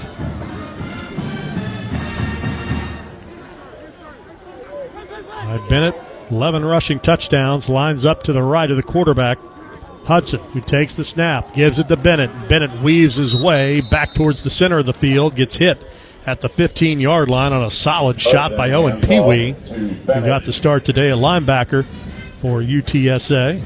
Gain of 5, 2nd down and 5. Bennett showing vision. Looked like he was going to crash down right in the A gap and saw the defensive end flying down, so then bounced it to the outside to set up this more manageable situation where we've talked about having success on 1st down. Bennett did it there. 2:03, final snap before the stoppage, and it is a slant route that's nearly intercepted, and we're going to have interference here. McKee, the intended target. Duma beating to the spot, but got there too early, and this should be pass interference on the Roadrunners. 1:59 to play until halftime. Pass interference. Defense number 13. The ball will be placed in the spot of the foul. 1st down. That's a tough play for Duma. He read it all the way on the quick slant and got to the spot before McKee, but made contact with him. 1st and goal, ball at the 5, and we'll get our final stoppage of the first half with 1:59 remaining on the 2-minute timeout. With the score, UTSA 21, Coastal Carolina nothing, in the Myrtle Beach Bowl. More from Bowl Season Radio after this from Higginbotham Insurance. It's the college football postseason, and you're focused on the game and your team's odds of winning. But if there's one thing you shouldn't leave to chance, it's your insurance. At Higginbotham, we've got more coverage options than the coach's game plan. From business insurance and employee health benefits to home and auto, we've got innovative solutions that are tailored to your needs and your budget. Higginbotham can insure everything but the outcome of today's game. Higginbotham. Higginbotham.com. America's oldest college football All-Star Game runs through the Lone Star State. Be a part of history in the making at the 100th East-West Shrine Bowl. Thursday, January 30th, 2025 at AT&T Stadium. Visit shrinebowl.com for a chance to see the nation's top college football players ahead of the NFL Draft. Tickets start at just $20. Don't miss the historic 100th East-West Shrine Bowl. Get your tickets today at shrinebowl.com. Today's All-Stars, tomorrow's legends. Union Home Mortgage's 1% down payment program is like scoring a 2-point conversion. You put 1% down and UHM will kick in up to 2% on the house. As the title sponsor of the Gasparilla Bowl, our 1% down payment program is dedicated to getting football fans across the home buying goal line. Visit UHM.com or call 877-846-4968 today. Union Home Mortgage Corp is an equal housing opportunity lender. MLS number 2229. UHM will contribute up to 2% down, no greater than $2,000 for the 3% down payments. Home buyers responsible for the remainder of the down payments. This offer is available for the purchase of a primary residence only. For full terms and conditions, visit UHM.com. Hoppy Kercheval with Brad Howe in the Bowl Season Radio Studios. Coming up at the half, highlights from the first half. A look ahead at our bowl games coming up later. Brad, let's talk about that Potato Bowl coming up later on. Yeah, that'll be fun. Northern Illinois and Fresno State going in that one, Hoppy. And we start the week here with a doubleheader. We've got games all week. This is going to be a fun week ahead. Absolutely. All right, let's go back to our ball game now. UTSA leading Coastal 21-0, but Coastal Carolina threatening. Travis? All right, thanks a lot, Hoppy. 1:59 to play until halftime. First and goal, ball to 5 when play resumes, as the Chanticleers trying to get on the scoreboard here and put up a touchdown in their home field in this Myrtle Beach Bowl. Looking for the ultimate bowling experience? Discover everything you need at GoBowling.com. Find local bowling centers, sharpen your skills with pro tips, stay updated with the latest news, and grab exclusive deals. Whether you're a seasoned bowler, just playing for fun, start the fun now. Visit GoBowling.com. All right, best looking drive for the youngster, the redshirt freshman quarterback, Tad Hudson. 6 of 9, 69 yards through the air. Has found some run game here on this drive as well with Braden Bennett, who lines up to his left in the shotgun. Wing to left is the tight end Barong. Now they bring a receiver in motion, and everybody went except the center. Thomas Johnson. False start. Offense. Everybody but the center. 5-yard penalty. Remains first down. And he's accurate. It was everybody but the center. Precise description there. Well, Bennett didn't move, the running back, but everybody but him in the center. Even the quarterback left. Ball back to the 12, first and goal. Go same formation here. See if they bring McKee in motion again. They don't. And they're going to pitch it out. Here's Bennett. Bennett, nice block and better defensive play. He spun down at the 10-yard line. That looked like that was pretty well blocked, but Newell came through along with Elliott Davidson. Timeout. UTSA, their first 30-second. All right, so the Roadrunners now going to use some defensive timeouts, try to save some clock here for the offense. Second down and goal to go, ball at the 10 with 1:52 to play. Been impressed with the speed on defense for the Roadrunners. And they're playing hard, and especially in bowl games, you can tell which teams want to be here and which teams are going through the motions. And UTSA is flying around on the defensive end. They're playing with emotion, and you can see how physical they are. That shows you that they've been tackling in practice, and they've had good work leading up to this point. They got some war daddies up front. Brandon Brown, 320-pound nose guard from Katy, Texas, transfer from Tulane. Of course, Joe Evans, the transfer from LSU, not available today, but he'll be in the 100th East-West Shrine game coming up on January the 30th at AT&T Stadium in Arlington, Texas. You can hear that live on Bowl Season Radio. Second down and goal to go, ball at the 10-yard line. Twins out wide to the left, the field side. And again, whistles, and Coastal's going to take a timeout here as Tim Beck may want to change the play call there. Didn't get the look that they wanted. So the Chanticleers will take their first. Their first, 32nd. 1:52 to play. If you joined us late, it is a sunny day here in the Grand Strand. Not a cloud in the sky, so the teal turf, we call it the surf turf, is completely filled with sunny rays, but it is a chilly day here today in the Grand Strand. About 39 degrees at kick time. A little breezy, not necessarily windy, but breezy, but it's 39 and it's cold wind. It all feels not good.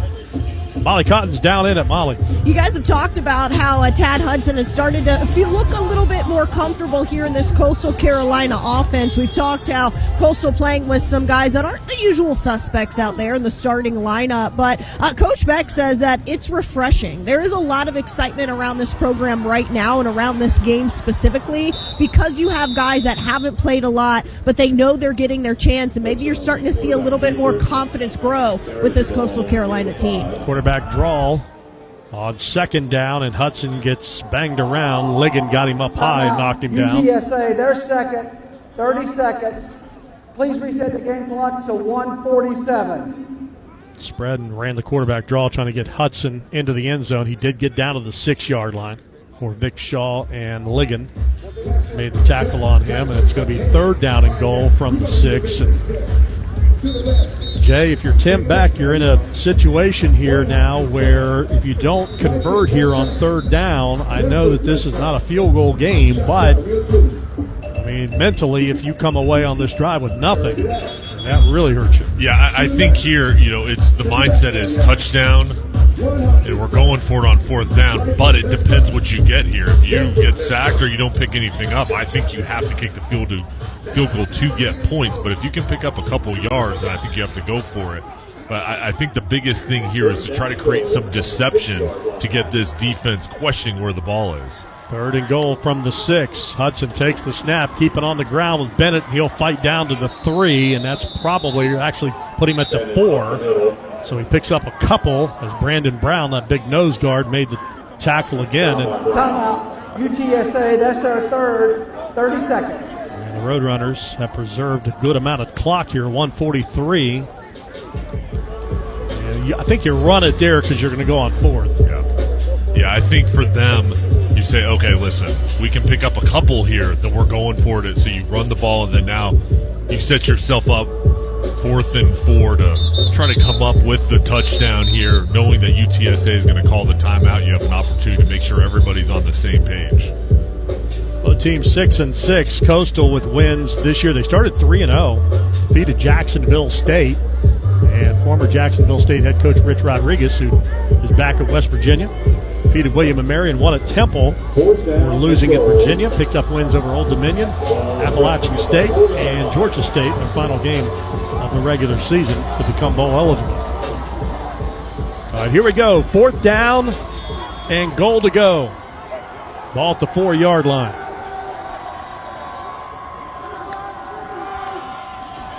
Snap to Bennett. Bennett's looking to throw, and he's going to be taken down at the 5-yard line, trying to get around the edge as French made the stop. So they tried to sneak a snap to Bennett and the halfback pass, and Bennett just one receiver in that corner, and he was covered. Yeah, and I question this because if your receiver is covered, which was Zach Courtney, the tight end, there's nowhere to go going to the short side of the field, and I just think you limit your opportunities there, and the defense did a great job reading their keys and staying disciplined. So UTSA keeps Coastal off the scoreboard, and now they'll give their hot quarterback McCowan the ball, but he is backed up at his own 5-yard line. Out of timeouts, 1:38 to play, but that worked out well for the Roadrunners. 21-0 lead.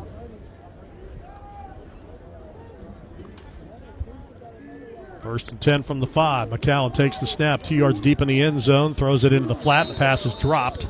Intended for Houston Thomas, the tight end. Gordon was in coverage, but not a factor, just a drop from Thomas. Second down and 10 from the 5 with 1:34 to play in the second quarter. The intended receiver, Gordon on the coverage. 21-0 UTSA in the lead.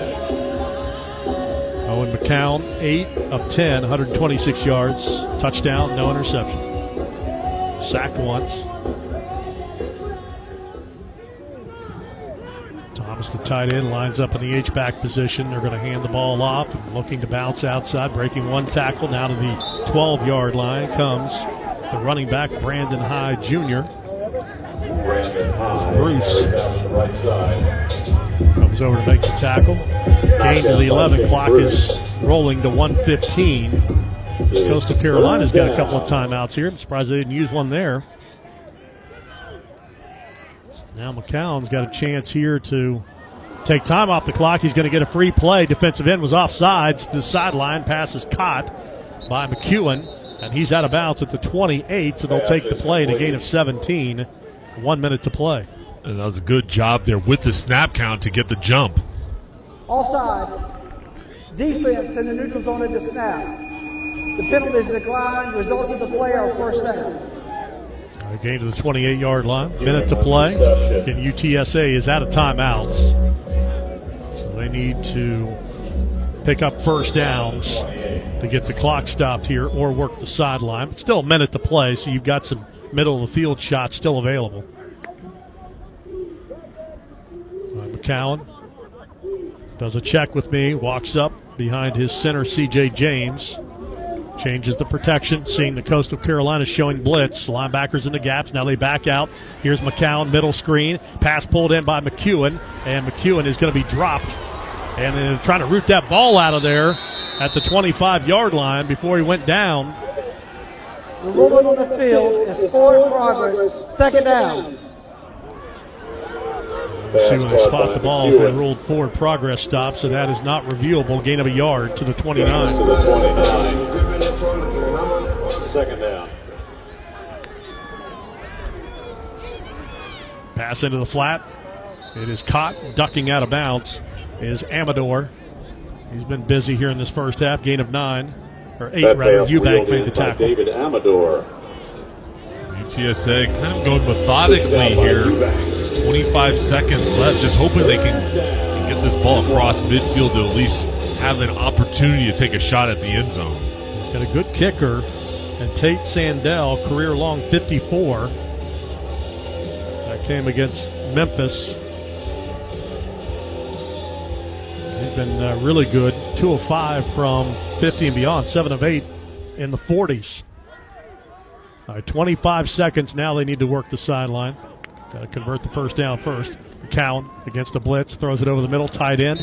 Out to the 43-yard line. That's Thomas. Shane Bruce on his back. Clock at 20. That pass complete. And now McCowan's going to spike it to stop the clock at 18 seconds. All right, so UTSA needing for Sandell about another 17 yards, probably 18 yards down to the 40. Will be a 57-yard field goal. What breeze there is out there is blowing in the face of UTSA. So that would be against the breeze on any field goal attempt. 18 seconds out of timeouts. Roadrunners on top 21-0. McCown in the pocket. Throws it outside the numbers. Pass caught. Wheeling to the 49-yard line. Chris Carpenter, but that's not a first down. So the clock will continue to wind down to 7 and 6. And McCown's going to have a hard time getting everybody lined up here. Down to 2, down to 1. They do snap the ball, and we get a whistle and a stoppage from the near sideline. Again, UTSA does not have any timeouts. So the official runs in. So this is either a marker or not sure why the official stopped play here, but clock's at 0:00.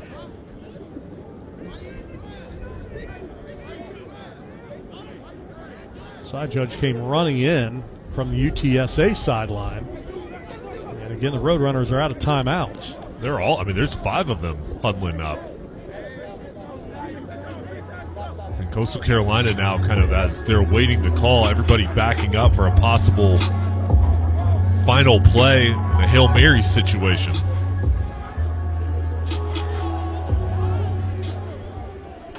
During the play, there was an inverted whistle. Please reset the game clock to 1 second and start on my signal. Well, that's a big break for UTSA. Wow. I think the official anticipated the UTSA was going to take a timeout. They didn't have any left. All right, so they got to snap it. Set. Because the clock is going to start. They do get the final play off, and it's a middle screen caught by Amador, and he'll get the ball down to the 41-yard line. Shane Bruce will make the tackle to end the half. 21-0. UTSA will take a 3-touchdown lead into the locker room here in the Myrtle Beach Bowl. So second quarter dominated by the Roadrunners. Yeah, and Travis, the big stop on the defensive end when Coastal Carolina had an opportunity inside the 5 to score. They come away with no points. All the momentum over on UTSA's side. All right, 21-0 is our halftime score.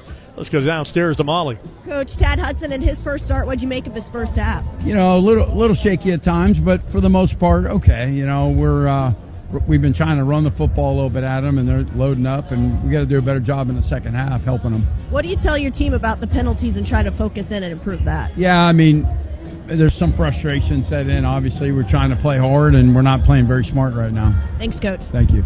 All right, thanks a lot, Molly. Tim Beck, Coastal Carolina head coach, trying to get his team to their third bowl win in program history. Halftime, 21-0 UTSA. Coming up next, we'll join Hoppy Kirchville and Brad Howell in the Bowl Season Radio Studios. Now this message from Navy Federal Credit Union. Morning. I'm starting my health journey with my new blender. I got 2% cash back on it with the new Cash Rewards Plus card from Navy Federal Credit Union. I get unlimited 2% cash back on these carrots, apples, bananas. It's 6 in the morning. Oh, I also got 2% back on these smoothie glasses. I'm going back to bed. Oh yeah, I got 2% back on the mattress. Sleep tight. You can earn unlimited 2% cash back on all purchases with the new Cash Rewards Plus card. Learn more at NavyFederal.org. Navy Federal Credit Union. Our members are the mission. Navy Federal is insured by NCUA. Built on 100 years of tradition. 10,000 players opt in each year for this one-of-a-kind experience.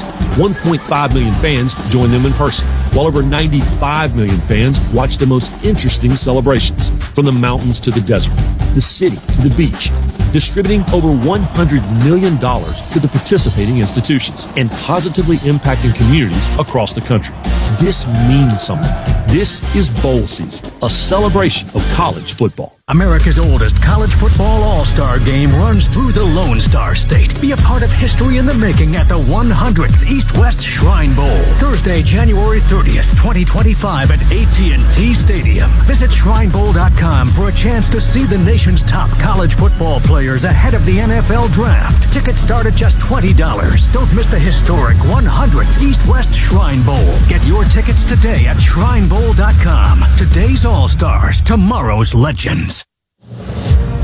It's halftime at the Myrtle Beach Bowl from the Bowl Season Radio Studios. Here are Hoppy Kirchville and Brad Howell. So far, all UTSA, they lead Coastal Carolina in the Myrtle Beach Bowl, 21-0. Good afternoon, everybody. Brad, your take on the first half? Well, Coastal Carolina is the team playing the home game, but UTSA looks the most comfortable of the two teams. 301 yards of offense in the first half, and the Roadrunner defense has been outstanding here through the first half. All right, let's see how the scoring happened in this game. UTSA backed up Coastal on an 80-yard punt. That led the Roadrunners to get the ball back at their own 38, good field position. 6 plays later, it was Brandon High in the end zone for the first score of the game. Run high again. Crease inside the 5, and he is striving, fighting, still pushing. Gets an assist from the offensive line and into the end zone for the Roadrunner touchdown. Powerful run by Brandon Hyde Jr., his third touchdown in the last 2 games. Jones was trying to keep him out along with the rest of the Chanticleers, but once the offensive line got there and gave him that extra push. Yeah, you could hear it right there. That was tremendous second effort. And then the assist, pushing him in the end zone, that gets High his team-leading 8th rushing touchdown of the season. We need a stat for assists, right? Going to have to start doing that in college football. Exactly. UTSA defense holds again. The Roadrunners get it back and get a 38-yard completion from Owen McCowan to David Amador. Then McCowan breaks free. And pulling it, McCown runs it 30, 25, 20, outside the numbers, 15, 10, shoulder down, contacted, he's thrown into the end zone. It is a touchdown. Owen McCown on the quarterback keeper.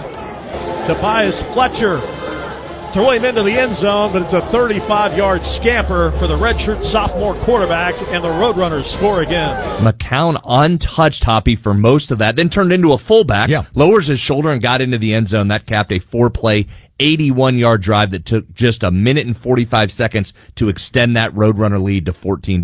UTSA forces another Chanticleer punt. UTSA takes over on their own 43 again. Good field position. 4 plays later, McCown again, this time on a 6-yard touchdown pass to Patrick Overmeyer. Yeah, McCown's been really good there in that first half. 8 of 11 passing, 2 total touchdowns, the rush, and 1 through the air. 21-0 UTSA, 7:12 left to go in the second quarter. Late second half now. Chanticleers finally get something going. They drive down to the 10 on 4th and goal from the 4. No, not going for the field goal. They're going to go for the touchdown. All right, here we go. 4th down and goal to go. Ball at the 4-yard line. Snap to Bennett. Bennett's looking to throw, and he's going to be taken down at the 5-yard line, trying to get around the edge as French made the stop. So they tried to sneak a snap to Bennett and the halfback pass, and Bennett just one receiver in that corner, and he was covered. Hoppy, you said it took a while in this game for Coastal to get something going offensively. They did there, but that trickeration didn't fool UTSA at all. That play goes nowhere, and the 12-play drive ends with no points. The score, UTSA 21, Coastal Carolina nothing as halftime continues. This is the 2024 Myrtle Beach Bowl. Aisleseats.com is your source for tickets to all types of events, sports, concerts, theater, and virtually anything else that takes a ticket. If your event is sold out or you can't get the quality of seats that you're looking for, that is what we specialize in. Great seats to the hottest events. We can also help if you're on a budget. Many tickets are priced below face value. Best of all, Aisleseats.com has none of the service charges that other sites are famous for. The price you see is what you get. Visit Aisleseats.com. That's aisle with an A. AISLESCATS.com. Morning. I'm starting my health journey with my new blender. I got 2% cash back on it with the new Cash Rewards Plus card from Navy Federal Credit Union. I got unlimited 2% cash back on these carrots, apples, bananas. It's 6 in the morning. Oh, I also got 2% back on these smoothie glasses. I'm going back to bed. Oh yeah, I got 2% back on the mattress. Sleep tight. You can earn unlimited 2% cash back on all purchases with the new Cash Rewards Plus card. Learn more at NavyFederal.org. Navy Federal Credit Union. Our members are the mission. Navy Federal is insured by NCUA. It takes a different breed to be the first to respond. The first on the scene. The first to tackle disaster head on. At ServPro, we witness the bravery of first responders almost every day. So to all those who never give a second thought to being the first ones in, this game's for you. ServPro. Proud supporter of our nation's first responders. Our timeout continues on Bowl Season Radio. If your child has a common orthopedic condition, that doesn't mean you can only get common treatments. You can choose Shriners Children's. Our world-class care is not limited to insurance networks or to what's been done before. The same doctors who innovate treatments for the most complicated orthopedic issues will help your child grow and develop properly. See what we do at shrinerschildrens.org. Shriners Children's, the most amazing care anywhere. He's going to keep looking down the field, and it's caught! It's a touchdown! There's nothing like that moment when your team clinches a win.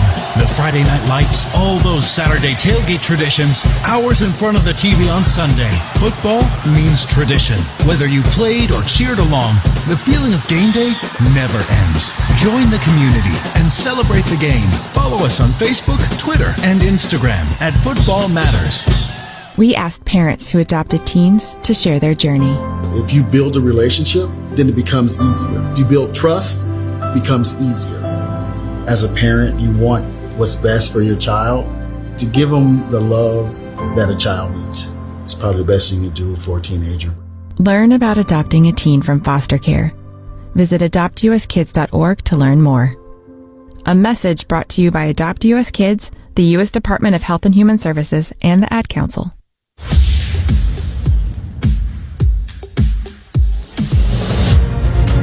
You're in bowl season. Now back to the Myrtle Beach Bowl. And at the half, it's UTSA 21, Coastal Carolina nothing. Right after this game, we'll take you from the surf turf, Brad, We'll go to the blue turf in Boise, Idaho for the famous Idaho Potato Bowl where Northern Illinois meets Fresno State. A lot of color on the fields Indeed. here today, Hop. How about Northern Illinois, one of the biggest wins of the college football season when they took down Notre Dame at Notre Dame Stadium. By the way, Notre Dame hasn't lost since as they continue to roll along. But like many teams this postseason, this Northern Illinois lineup has undergone some shuffling due to the portal. Starting quarterback Ethan Hampton is one of the many Huskies that will not be available today as Hampton is on his way to Illinois. On the other sideline, Fresno State comes in having won 5 bowl games in a row, but is in a similar spot to Northern Illinois. Starting quarterback Mikey Keene is in the portal as well. Last game for Fresno State under interim skipper Tim Skipper. Okay, get a little baseball term there for you. So interim coach Tim Skipper in his final game. Taking over next season will be former North Dakota State head coach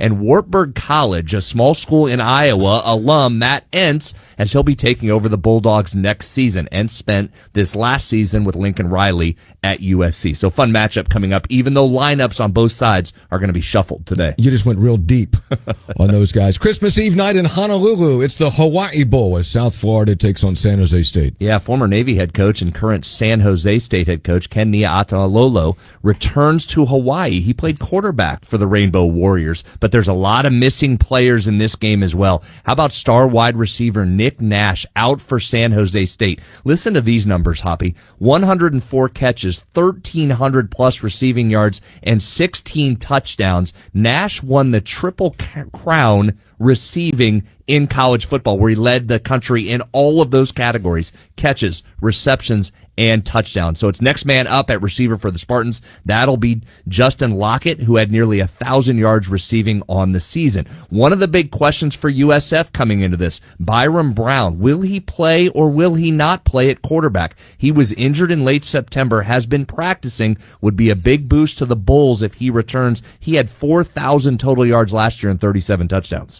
Then our next broadcast on Bowl Season Radio, the day after Christmas. It's the Game Above Sports Bowl in Detroit featuring Pitt and Toledo. Game time is 2 p.m. Eastern, 11 a.m. Pacific. Brad, give me a quick nugget on that. Well, this is the tale of two parts of the season for Pitt. How about the blazing start, going 7-0 out of the gate, but they've dropped 5 straight in this one. So can the Panthers rebound as they head to Detroit? More from our halftime show after this from Scooter's Coffee, the official coffee of bowl season.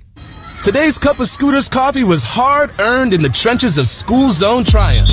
That pickup line is always a crawling mess of SUVs and minivans.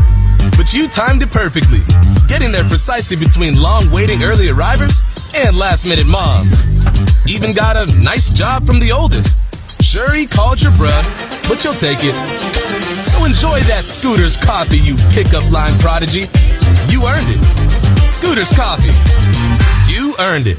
Built on 100 years of tradition, 10,000 players opt in each year for this one-of-a-kind experience. 1.5 million fans join them in person, while over 95 million fans watch the most interesting celebrations, from the mountains to the desert, the city to the beach, distributing over $100 million to the participating institutions and positively impacting communities across the country. This means something. This is bowl season, a celebration of college football. If your child experiences a burn, Shriners Children's is here with world-renowned burn care. The same doctors who innovate procedures for the most serious burn cases are ready with the most advanced treatments for pediatric burn injuries, no matter the degree. Best of all, our care is provided regardless of a family's ability to pay or insurance status. Visit us at shrinerschildrens.org to see why we're the place to turn for any burn. Shriners Children's, the most amazing care anywhere.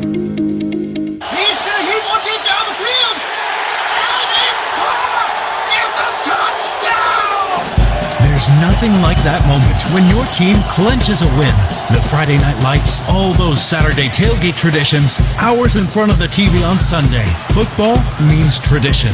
Whether you played or cheered along, the feeling of game day never ends. Join the community and celebrate the game. Follow us on Facebook, Twitter, and Instagram at Football Matters.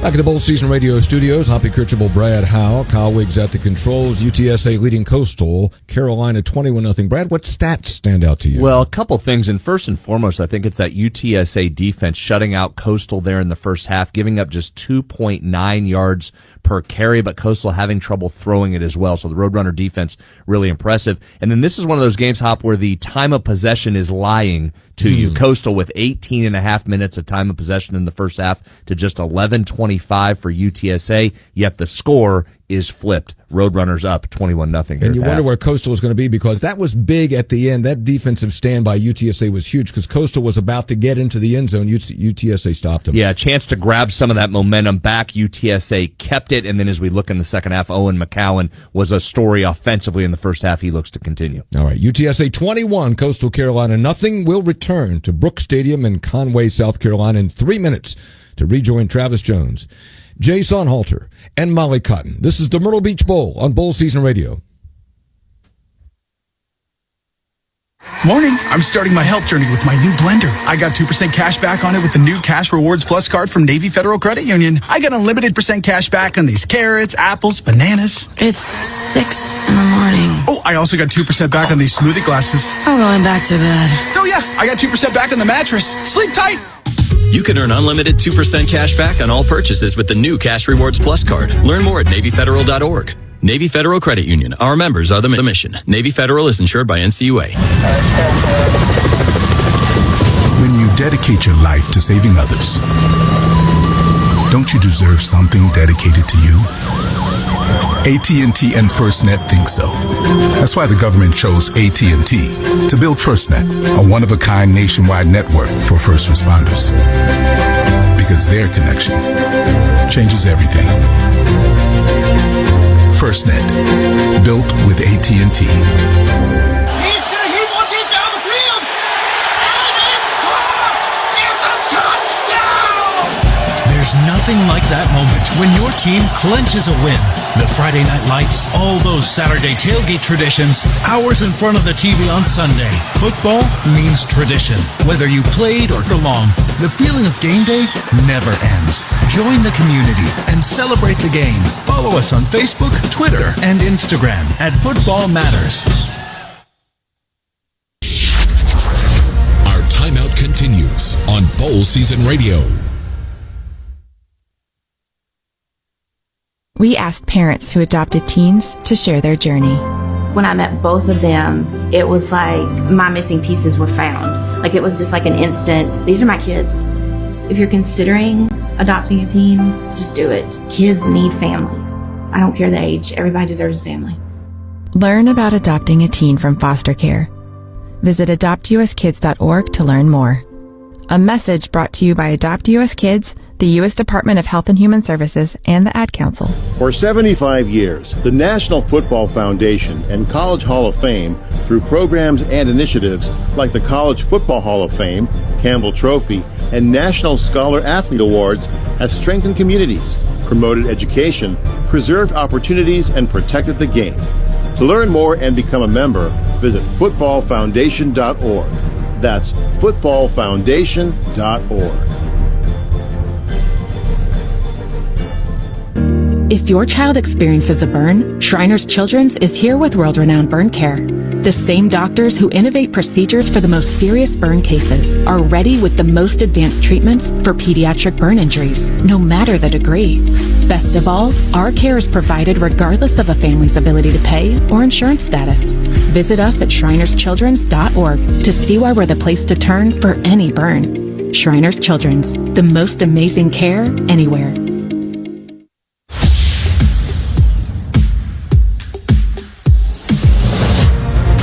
You're listening to the Myrtle Beach Bowl. It's time for the second half kickoff. Once again, here are Travis Jones, Jay Sonhalter, and Molly Cotton. Getting set for the third quarter, 21-0 UTSA leading Coastal Carolina in the 24 Myrtle Beach Bowl here at Brooks Stadium in Myrtle Beach. Dominant performance from UTSA in that first half of play. And Jay, you look at these numbers, 301 yards of total offense for UTSA, 140 for Coastal Carolina.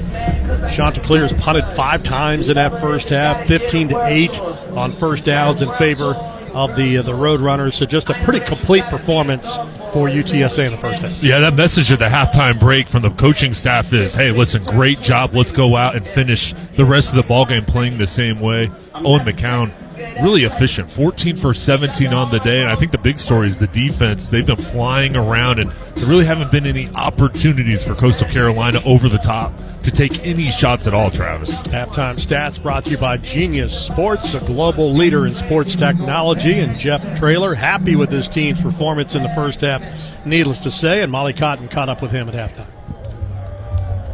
Coach, what did you tell your team in the locker room to keep the momentum going into the second half? Oh, just, we've already been here once before this year. We've been up 28 at halftime, and we blew that. So I just literally told them, the pass is a point of reference, not a point of destination. So let's learn from our mistakes, and let's be focused and not let up. We're on the road. We don't let the home team get momentum and it get away from us again. What are you doing so well defensively that has kept Coastal Carolina scoreless? We've just been making plays on third down, obviously. They've had some penalties that have hurt them.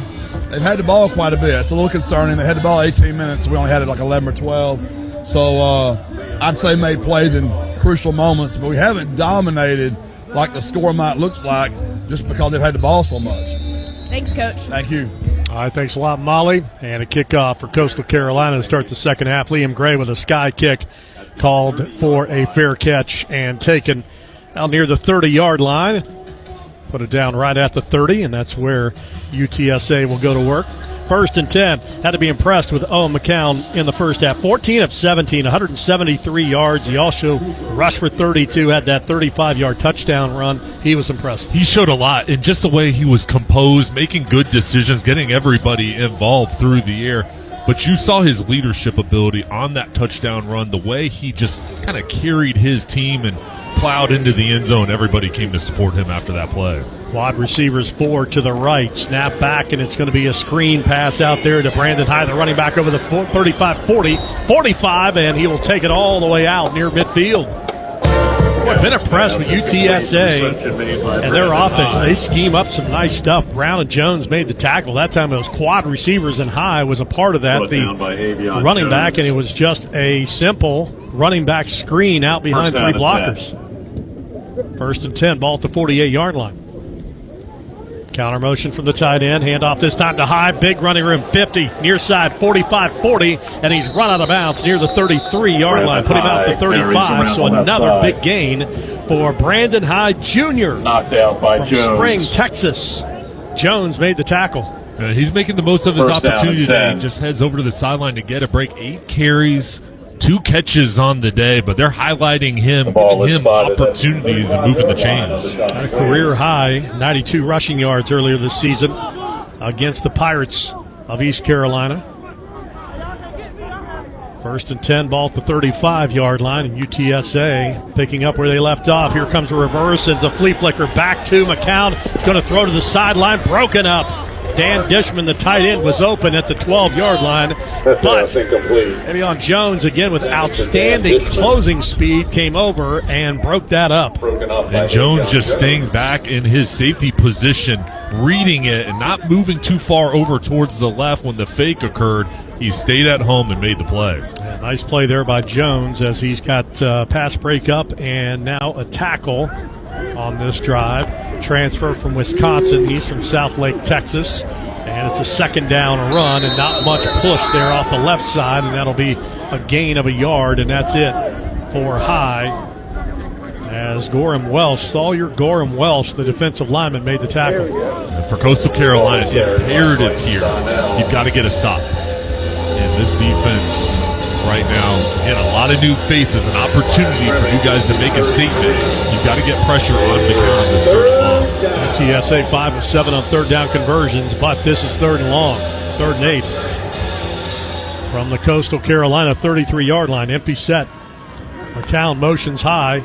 It's that same look with the quads out to the right, but it's a delay over the middle, and the pass is caught. Amador, and he will break a tackle and run inside the 25 down to the 24, and that's a yard good past the lead stick.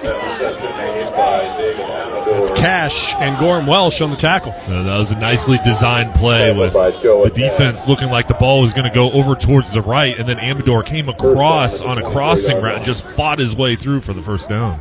And here's a give to High again. This time he slows up, reads his blocking. Hold does not develop. And he will just put his shoulder down and get a couple down to the 22 as Powell made the tackle. Juan Powell, graduate player from Atlanta, Georgia, nickelback, transfer from East Carolina. Off to high. Gain of 3, second down and 7. UTSA opening drive, third quarter, leading 21-0. 12:10 remaining in the third. Motion across the formation is Amador. Rolling that way is McCown, and he will throw it underneath. Pass caught by the tight end, Patrick Overmeyer, who has a touchdown catch in this game. And he's knocked out of bounds at the 21-yard line by Joe Cash. And this is an offense that will involve the tight ends. All 3 tight ends with Overmeyer, Thomas, and Dishman combined for over 60 catches on the year. They'll move them in different spots in the formation. This is a pro-style offense, and McCown finds them over in the flat. A gain of a couple there. It's third down and 6 from the 20. McCown the offense. Gets J.J. Sparkman, a rangy 6'4" wide receiver, lined up to the left, twins that way, twins to the right. McCown's in the pocket, he throws, and the pass is dropped at the goal line. Overmeyer nearly had his second touchdown catch. He was backpedaling and reached up. Pass came in a little bit high over his helmet, and he couldn't squeeze it. A little bit too high. Overmeyer, 6'5", just jumped almost a little bit too early and was on his way down when the ball hit his hands. Knew he was going to get hit, just not able to connect. All right, Tate Sandell is on. Kel Hogan, the punter, will hold it. And the operation will be spotted at the 28-yard line. 38-yard attempt. Slight angle for the left-footed kicker, Tate Sandell. Trying to add 3 more. Kick is on the way. The kick is up, and it is good. Sandell connects 11 minutes and 13 to make it a 24-0 lead with 11:13 remaining here in the third quarter. So UTSA scores on the opening drive of the third. Coastal Carolina will have the ball when we come back. 24-0 UTSA. We'll return to the 2024 Myrtle Beach Bowl after this from Higginbotham Insurance. When the game's on the line, every play counts. And when it comes to protecting what matters most, so does your insurance partner. Higginbotham covers the big moments on and off the field. Whether we're protecting your home, your business, your car, or your health, we've got more coverage options than the coaches' game plans. This season, don't just play it safe, play it smart. Higginbotham. Higginbotham.com. America's oldest college football all-star game runs through the Lone Star State. Be a part of history in the making at the 100th East-West Shrine Bowl. Thursday, January 30th, 2025 at AT&T Stadium. Visit shrinebowl.com for a chance to see the nation's top college football players ahead of the NFL Draft. Tickets start at just $20. Don't miss the historic 100th East-West Shrine Bowl. Get your tickets today at shrinebowl.com. Today's all-stars, tomorrow's legends. It takes a different breed to be the first to respond. The first on the scene. The first to tackle disaster head on. At ServPro, we witness the bravery of first responders almost every day. So to all those who never give a second thought to being the first ones in, this game's for you. ServPro, proud supporter of our nation's first responders.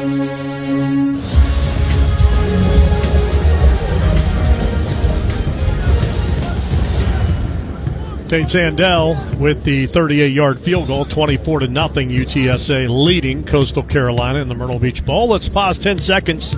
This is the 2024 Myrtle Beach Bowl, bowl season radio from First Team.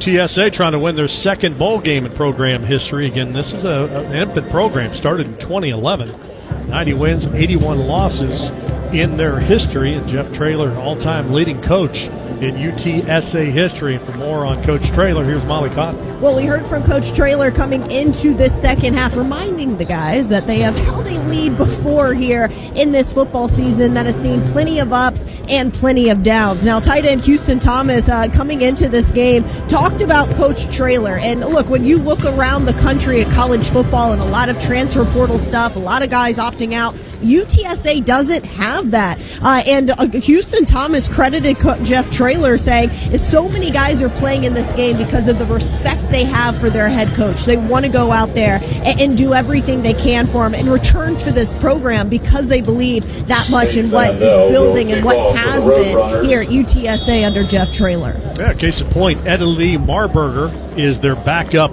quarterback today. He's in the portal, but he's here as an emergency quarterback today and available if need be. Kickoff and a good boot there from Sandell, 5 yards deep in the end zone. Well, it says a lot, Travis, when you've got guys that have an opportunity to look at other schools. Everybody's leaving, and they want to stay here, continue to build, and stay with the program, stay with their teammates. And, the respect level that Jeff Traylor has throughout the country and in the American Conference is at the highest level. He's done a great job. Jay, so as a former player, been around coaches, what's the gain here for Coastal Carolina in the second half? Well, I think the biggest thing is you've got to get positive momentums here, and you want to finish this ballgame the right way. Of course, you want to find a way to come back, but you've got to get something going here with your young quarterback and just continue to try to chip away here and get some points across on this drive. Tad Hudson starts this third quarter with a handoff, and Bennett explodes over the 25 out to the 30 for 5. Owen Pee-wee made the tackle.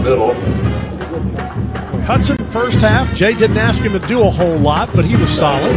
He's 6 for 9 and no interceptions and protected the football, and I just think they're going to have to find a way to create more explosive plays. And also, too, he was effective in the running game. I think they've got to try to get him some more looks in the zone replay. Second down, 5. Hudson drops to throw, and he is gobbled up and sacked back at the 21-yard line. We've talked about Brandon Brown, the nose guard, a lot today, and now he does a sack dance out on the hash. 6'2", 320-pound spark plug from Katy, Texas, transfer from Tulane, and he sacks down Hudson back at the 22-yard line. And all defensive tackles seem to dance the same way. They all kind of have a little shimmy and get low. There's not a lot of movement. But Brown made the play there and had a good time celebrating after. All right, nothing happening below the knees there. It's all the waist. All right, loss of 8, third down, and 13 on that quarterback sack. 39th of the season for UTSA, and a near interception. Hudson, his first real poor throw over the middle, and it is broken up as Tyan Milton read that one beautifully and broke on the ball, knocked it away from Seneca McKee. And Milton just playing in center field and just reads it, reacts, and then almost comes down with it, hits off that right arm, and then he's reaching for it, couldn't come down with it, but still this defense gets off the field. And nearly caught it twice off the deflection and almost caught it on the ground. This will be the 6th punt for Coastal Carolina in this game, as Emil Sebafudi takes the long snap. It's back inside the 10-yard line. That ball is fielded out near the 40, and on the return is Chris Carpenter, and he is chased into the Coastal Carolina bench area across the way. After a short return, have the ball near the 45-yard line. Have to see what they spotted here with 9:44 remaining in the third quarter. UTSA gets a quick 3-and-out after scoring a field goal on their opening drive, and will step aside with immediate timeout. 9:44, third quarter from the Myrtle Beach Bowl. 24-0 UTSA leading Coastal Carolina. This is the Myrtle Beach Bowl from Bowl Season Radio. We asked parents who adopted teens to share their journey. We just kind of knew from the beginning that we were family. They showcased a sense of love that I never had before. I mean, he's not only my parent, he's like my best friend. At the end of the day, it's all been worth it. I wouldn't change a thing about our lives. Learn about adopting a teen from foster care. Visit adoptuskids.org to learn more. Brought to you by Adopt US Kids, the U.S. Department of Health and Human Services, and the Ad Council. Helping your inner circle prepare for emergencies can start in many ways. Put together an emergency kit with WipeWall. Create a family communication plan with your tita. Remind Bai to keep a backup battery charged. It all starts with a simple step, telling those you care about to be ready for the worst. So start a conversation and plan for emergencies together. Get more tips at ready.gov/start. Brought to you by FEMA and the Ad Council. A 43-yard field goal with a ticket to the championship on the line. Here's the snap. The kick is. At this moment, Who you voted for doesn't matter. What kind of car you drive, how much money you make, what kind of music you listen to, or how many followers you have doesn't matter. At this moment, the only thing that does is football. Visit footballmatters.com.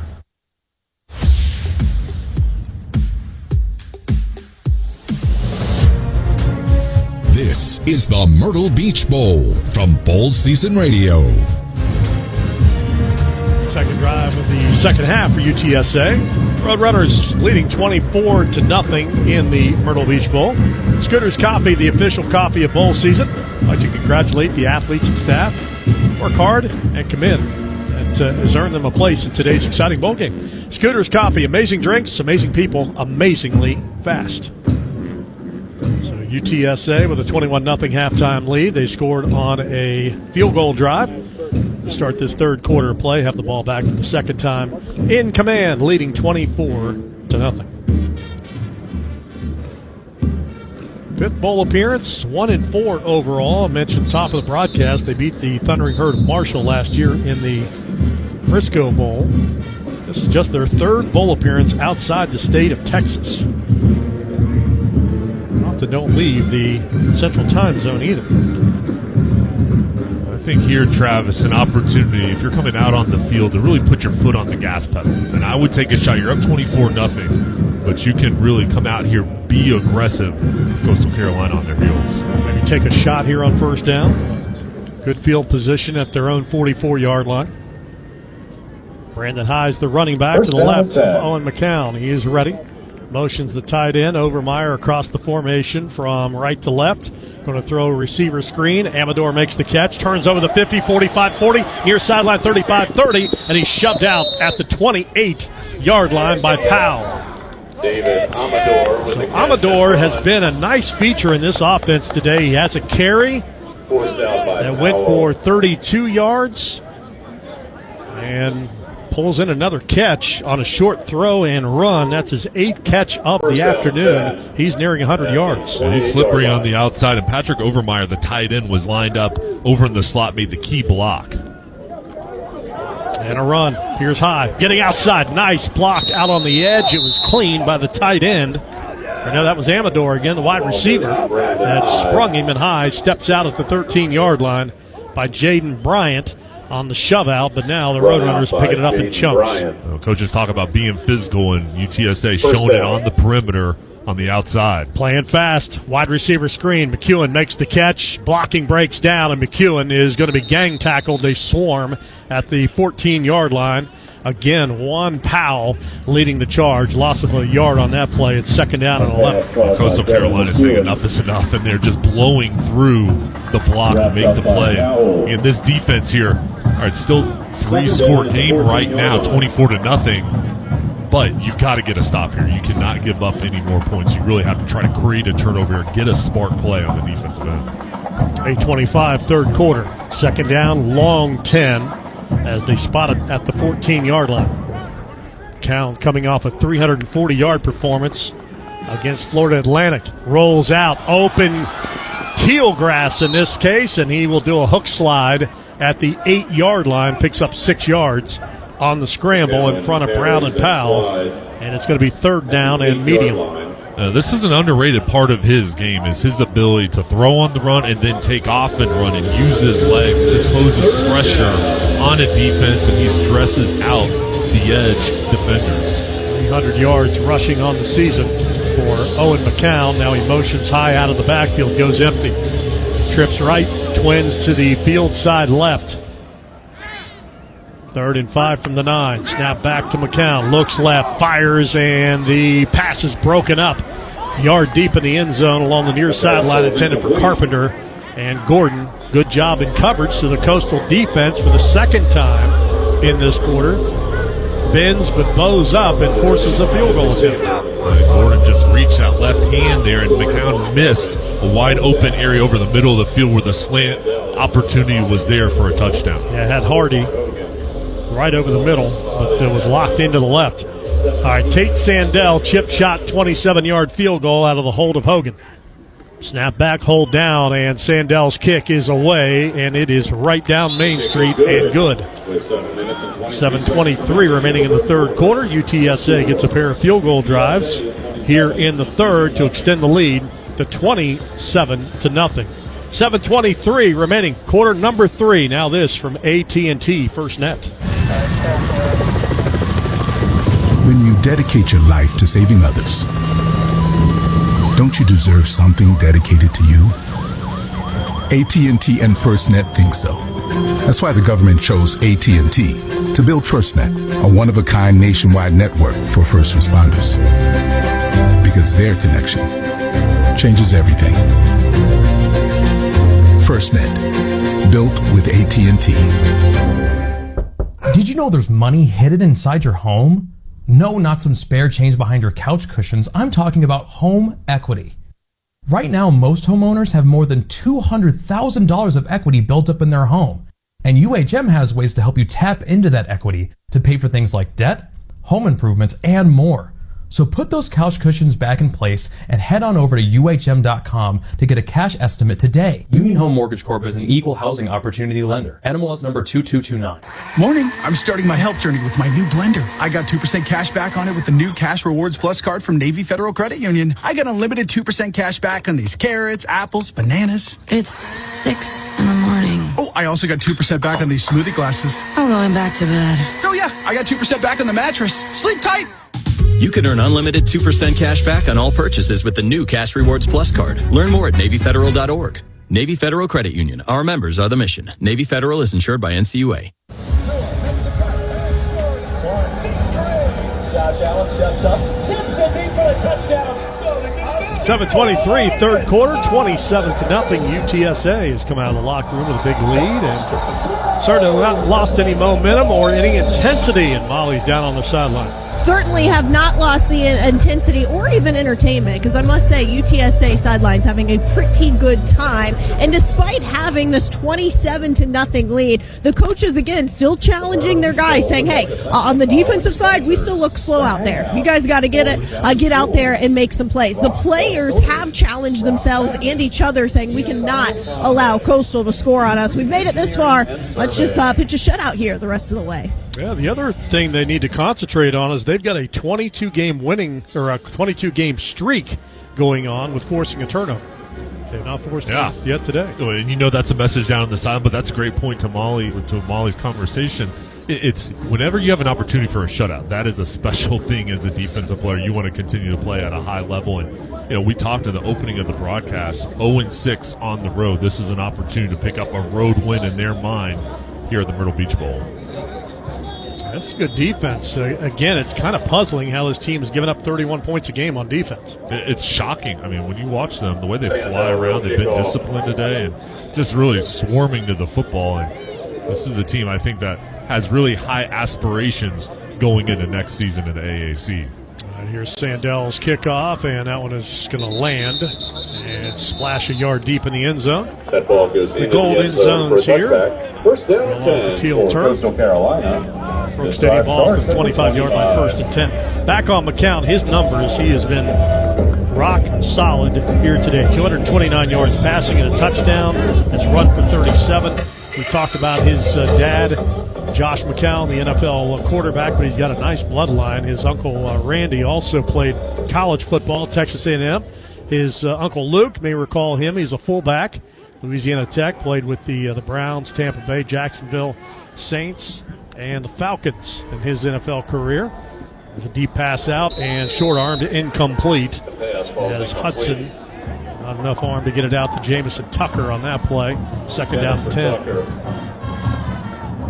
For this Coastal Carolina offense, it's about something positive here and trying to get something. We've talked about explosive plays. Now, this defense has limited those opportunities, but you have to have somebody step up. These are 4 returning starters coming out of the wide receiver position for the Chanticleers, so these guys have to try to make a play getting yards after the catch. Yeah, Portal untouched, their wide receiving unit. Of course, the quarterback situation, Ethan Vasco gone, 2,000 passing yards this season. He's headed to Liberty to play for Jamie Chadwell, the former Coastal coach. Hudson keeps it on the quarterback run, and he is going to lose yardage back to the 23-yard line.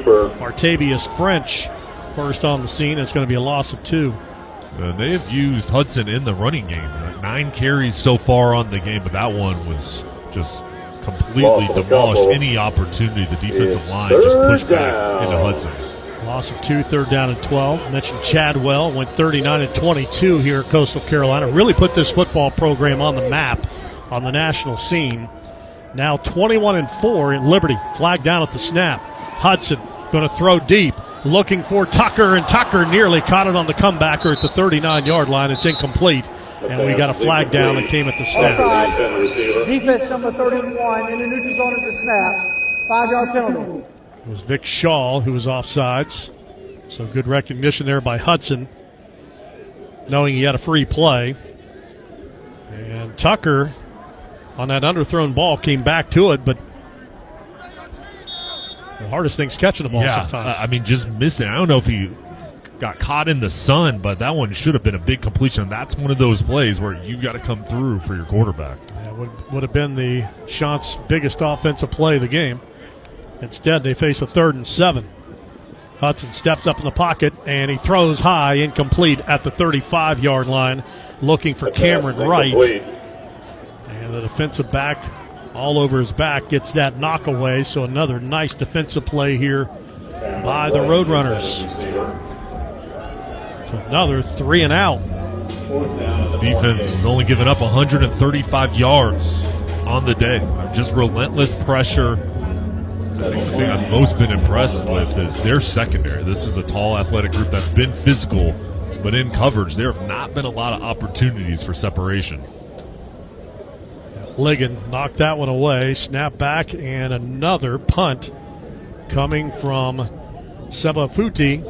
And that ball's going to roll inside the 25, and UTSA touched it. And Coastal picked it up, but I think we may have had an illegal play on a push, or maybe a block in the back, as the players again get spirited around that ball. And they'll get them all separated, and the officials will have their conversation here to try to sort through this with 6:20 to play in the 3rd quarter. 27-0 UTSA.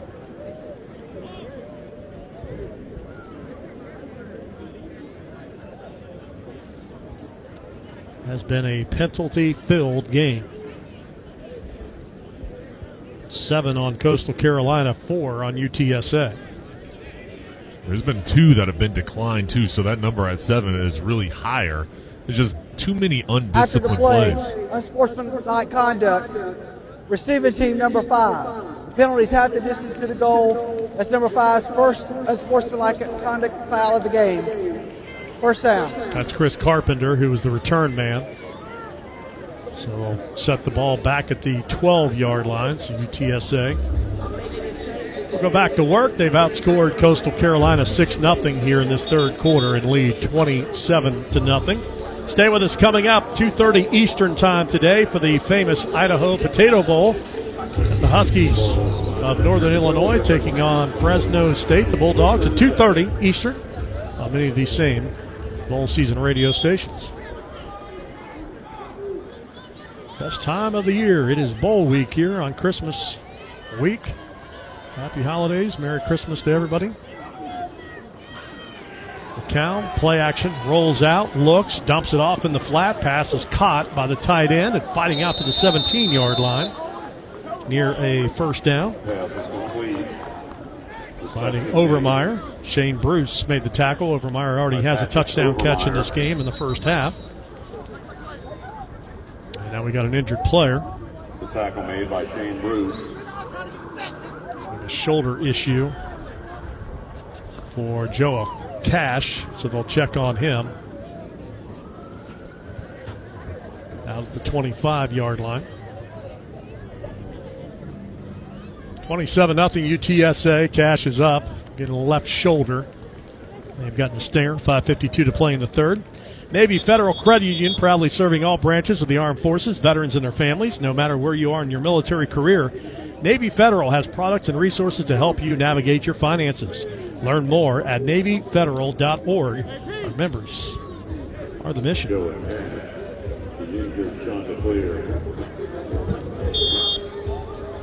Gain on that dump off to Obermeyer at 5 yards, 2nd down and 5. Corbin motion to the backfield. McCown pumps, wants to set up a screen. Great catch by High. He's in traffic and he's down at the 16-yard line. Lose 2 yards on that one. Make that Bryson Donnell, who went up and caught it, the Texas Tech transfer. Loss of 2. And that was a nice play by Jaden Bryant. Now, he's the third-string linebacker, and the original starter is Clev Lubin, who is in the portal, just committed to Louisville. And then Joe Cash just went out with injury, so they've got a 13-player in there, and he comes in immediately and makes the play.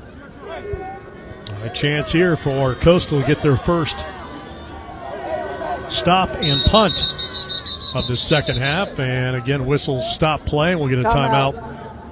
UTSA, that's their first. 30-second. Taken by the Roadrunners with 4:58 remaining here in the third quarter of action. Facing a 2nd down and 7. Well, I know you want to know, so I'll fill you in. What is a Chanticleer? Tell me. You ready? It is a proud and fierce rooster. It's not your average rooster. Fierce rooster. Actually came from Jeffrey Chaucer's Canterbury Tales, is where it's rooted back. This school used to be known as the Trojans in the 1960s, but the then men's basketball coach Cal Maddox pushed for a new mascot. They were tied in the University of South Carolina educational system, so that's why we have a playoff of the Gamecock with another rooster. But in 1993, they broke away from South Carolina and are actually kicking around another mascot change, but decided against it. Here's McCown, backpedaling, first poor throw of the game. It's intercepted at the 31-yard line. Shane Bruce with the pick. And McCown, not sure if he was trying to get it to Hardy, who was outside the numbers, or across the middle, but McCown backpedaling, and his first poor decision of the day. And the key here is throwing off that back foot, not getting his feet so he can feel the pressure coming over on the left side, and just throws up for grab Shane Bruce, who's been all over the field today. The one bright spot on the defensive end. He had injury, so now healthy, back in the starting lineup, and that's a spark play Coastal Carolina is needed from their defense. Yeah, nice play by the fifth-year senior Shane Bruce from Carrollton, Georgia. And that is his first interception of the season as well, and the first turnover of the game. Goes the way of Coastal Carolina. 4:52 remaining here in the third quarter. And the Chants take over 1st and 10. Ball on the Roadrunner 35-yard line. Back to work goes Tad Hudson. Wing to the left. And they're going to run it that way and flip it back on a reverse, and the Roadrunners are all over that. Nowhere to go on that flip. That was Dumas, and that was actually Hudson who had the ball flipped to him. So Alex Walker took off, make that Bennett, the running back, and then they were going to flip it to Hudson, and then I'm assuming Hudson was going to throw it. Yeah, and they just smelled it out. I mean, pre-snap, seeing Hudson go to the slot, and then as soon as that play developed, the defense was spot on. I mean, there was no room for Hudson to even get away from that. And again, first down, not having success has been the story so far for the offense today. Yeah, so Tim Beck pulling out all the stops, had an attempted halfback pass that didn't work in the first half, and now that trickery, and now this is a running back screen to Bennett, and he is eaten up at the 40 after a gain of 1 on the play. It's going to be 3rd down and very long for Coastal Carolina. Molly? There's got to be a poll out there for the best turnover props, right? I'm sure I'm missing something, but Coastal may be in contention for that as they have a turnover cloak. It's exactly that, a cloak. It's furry or fuzzy, and even a sword is involved, so maybe they do win the best turnover prop, at least with the danger aspect of it. Well, I think today, considering the weather, that's just a winter jacket is what that. It's not a prop. You get a turnover, you just get some heat. And here's a ball knocked away. Hudson stepping up in the pocket and had it knocked free by Ligon. And Coastal falls on the ball at the 44-yard line. Rolling on the field as the ball was fumbled and recovered by the offense. Swiped at the arm, knocking it loose. And he's one of those players, that quickness, 6'2", 235 pounds. He's a powerful player. And how about this Roadrunner defense? Quick change, and they come out, and in 3 plays, Coastal loses 13 yards. And the punt team, stop me if you heard this before, is on again. And that's a sign of a great defense, is when your offense makes a mistake, you come out, support them, and get the ball back. 7 Vudi. And it's going to be a fake. He's going to throw it. It's underthrown, and there's the turnover. Picked off down at the 15-yard line for the Roadrunners of UTSA, and the streak is alive as the Roadrunners, 23 straight games with a takeaway. That's their 22nd of the season as they pick off the punter. You just get the feeling that they knew that number in their head. They knew they had not gotten a turnover. They needed to create one, and they come up with one on special teams. Yeah, that was Jakevian Rogers with that interception. And the Roadrunners, they might get a flag here. They are. They ran to the beach. Yeah, their defensive unit went all the way to the right end zone in front of their band to celebrate, and then came back and ran all the way down to the family area they have set up here in the end zone to our left, which is basically 2 beach chairs and some sand. Unsportsmanlike conduct, defense, penalties half the distance to the goal, first down. A couple guys jumped in the sand. I don't know if I would do that because you still got a quarter and a half to play here, and I'm sure some of that got in their shoulder pads. All right, what about I'm calling it the family area. You probably know exactly what it is, Molly. I wish I did. And during halftime, it was my sitting area, so I appreciate that for Coastal Carolina here at Brooks Stadium. But that was a strategy for UTSA. They had that planned. We just talked about the turnover cloak. Well, here UTSA comes and says, oh, we'll one-up you, because they said at one point during this game, we got to go sit on that beach chair. We're at the beach. We got to incorporate that. Brandon High with a run for a couple. Yeah, the cloak's got to go. I mean, you need a surfboard. You need a turnover surfboard here. You got to have something. I mean, something to do with the ocean, and I think a surfboard would be a perfect prop. Gain for a couple for High. 27-0. 1:55 remaining here in the third quarter. Well, one thing you can't accuse Tim Beck of is leaving anything in the playbook today. He's been aggressive. Motion across the formation and back. Handoff goes to High, and he is going to be dropped at the 14-yard line. Nice defensive play there by Ibram Adarora. Got out on him from his defensive end position and did not bite inside. Gets him down at the 9. And, you know, with Tim Beck, a lot of credit to him, because when you're in bowl preparation, you're practicing these plays. You want to make it fun and say, hey, guys, listen, we're going to go out there. We're going to call the plays. We're going to be aggressive and give you an opportunity to make plays. It just hasn't worked out so far. Third down, run, High again, and he's ripped down at the 11-yard line on a high tackle by Jaden Bryant. And High slow to get up as he was planted. It was Donnell on that carry. Gets to the 11-yard line, so a quick 3 and out for UTSA. Punt team will come on with 46 seconds remaining in the third quarter.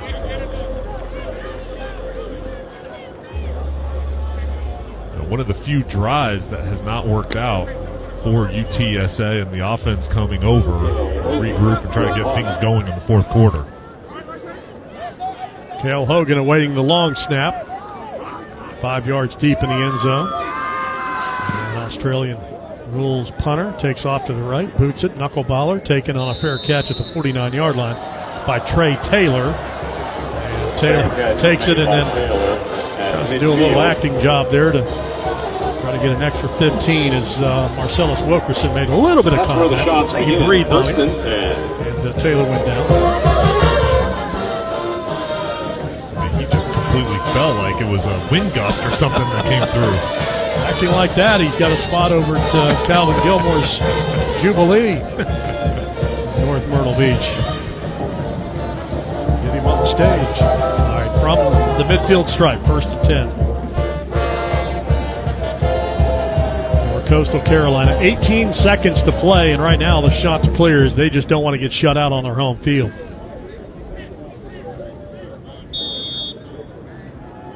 It'll bit of pride trying to sneak in here for the Sun Belt Conference members in the 5th ever Myrtle Beach Bowl.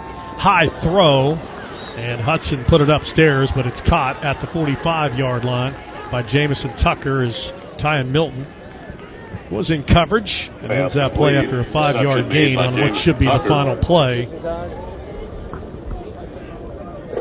the third quarter. So 2 field goals added for UTSA here in the third. We'll head to the fourth quarter from the Myrtle Beach Bowl with the score. Roadrunners at UTSA 27, Coastal Carolina nothing. More after this from Union Home Mortgage. Union Home Mortgage's 1% down payment program is like scoring a 2-point conversion. You put 1% down and UHM will kick in up to 2% on the house. As the title sponsor of the Gasparilla Bowl, our 1% down payment program is dedicated to getting football fans across the home buying goal line. Visit UHM.com or call 877-846-4968 today. Union Home Mortgage Corp. is an equal housing opportunity lender. NMLS number 2229. UHM will contribute up to 2% down, no greater than $2,000 for the 3% down payments. Home buyers responsible for the remainder of the down payments. This offer is available for the purchase of a primary residence only. For full terms and conditions, visit UHM.com. For 75 years, the National Football Foundation and College Hall of Fame, through programs and initiatives like the College Football Hall of Fame, Campbell Trophy, and National Scholar Athlete Awards, has strengthened communities, promoted education, preserved opportunities, and protected the game. To learn more and become a member, visit footballfoundation.org. That's footballfoundation.org. Morning. I'm starting my health journey with my new blender. I got 2% cash back on it with the new Cash Rewards Plus card from Navy Federal Credit Union. I got unlimited 2% cash back on these carrots, apples, bananas. It's 6 in the morning. Oh, I also got 2% back on these smoothie glasses. I'm going back to bed. Oh yeah, I got 2% back on the mattress. Sleep tight. You can earn unlimited 2% cash back on all purchases with the new Cash Rewards Plus card. Learn more at NavyFederal.org. Navy Federal Credit Union. Our members are the mission. Navy Federal is insured by NCUA. Built on 100 years of tradition, 10,000 players opt in each year for this one-of-a-kind experience. 1.5 million fans join them in person, while over 95 million fans watch the most interesting celebrations, from the mountains to the desert, the city to the beach, distributing over $100 million to the participating institutions and positively impacting communities across the country. This means something. This is bowl season, a celebration of college football. Back at the Bowl Season Radio Studios, Hoppy Kercheval with Brad Howe. Our next broadcast on Bowl Season is right after this game. It's the famous Idaho Potato Bowl, where Northern Illinois meets Fresno State on the blue turf in Boise, Idaho. Brad, what do you have on this game? Well, a lot of lineup shuffling here for both teams, including both starting quarterbacks. Ethan Hampton out for Northern Illinois. He's on his way to Illinois. And then you've got Fresno State without starting quarterback Mikey Keene. All right, so that's coming up next. Now back to Travis Jones, Jay Sunhalter, and Molly Cotton for the fourth quarter of the Myrtle Beach Bowl, where UTSA is in control. Travis? Yeah, cruising along here, Hoppy, 27-0 UTSA. As we start the fourth quarter of play, as the Roadrunners trying to pick up the Myrtle Beach Bowl championship. Jeff Traylor's done an outstanding job here. They've got this 2-10 triangle of toughness. Is kind of their calling card, and that is pillars of their program: integrity, passion, mental and physical toughness, selflessness, and perfect effort. And they vote on the team members that get to wear single digits on this team, and of course those are the leaders of the 2-10 triangle of toughness, which even the fans have bought into. We look down below, the UTSA fans have a 2-10 flag down there. Of course, is the area code for which they call home in Texas. All right, start of the fourth quarter. Chanticleers with the ball, and before we start, we stop. Ball start. Offense number 18. 5-yard penalty, remains first down. Kane Barong, transfer from Notre Dame, picks up his second pre-snap penalty of the game. Ball back to midfield, second down and 10. Correction, second down.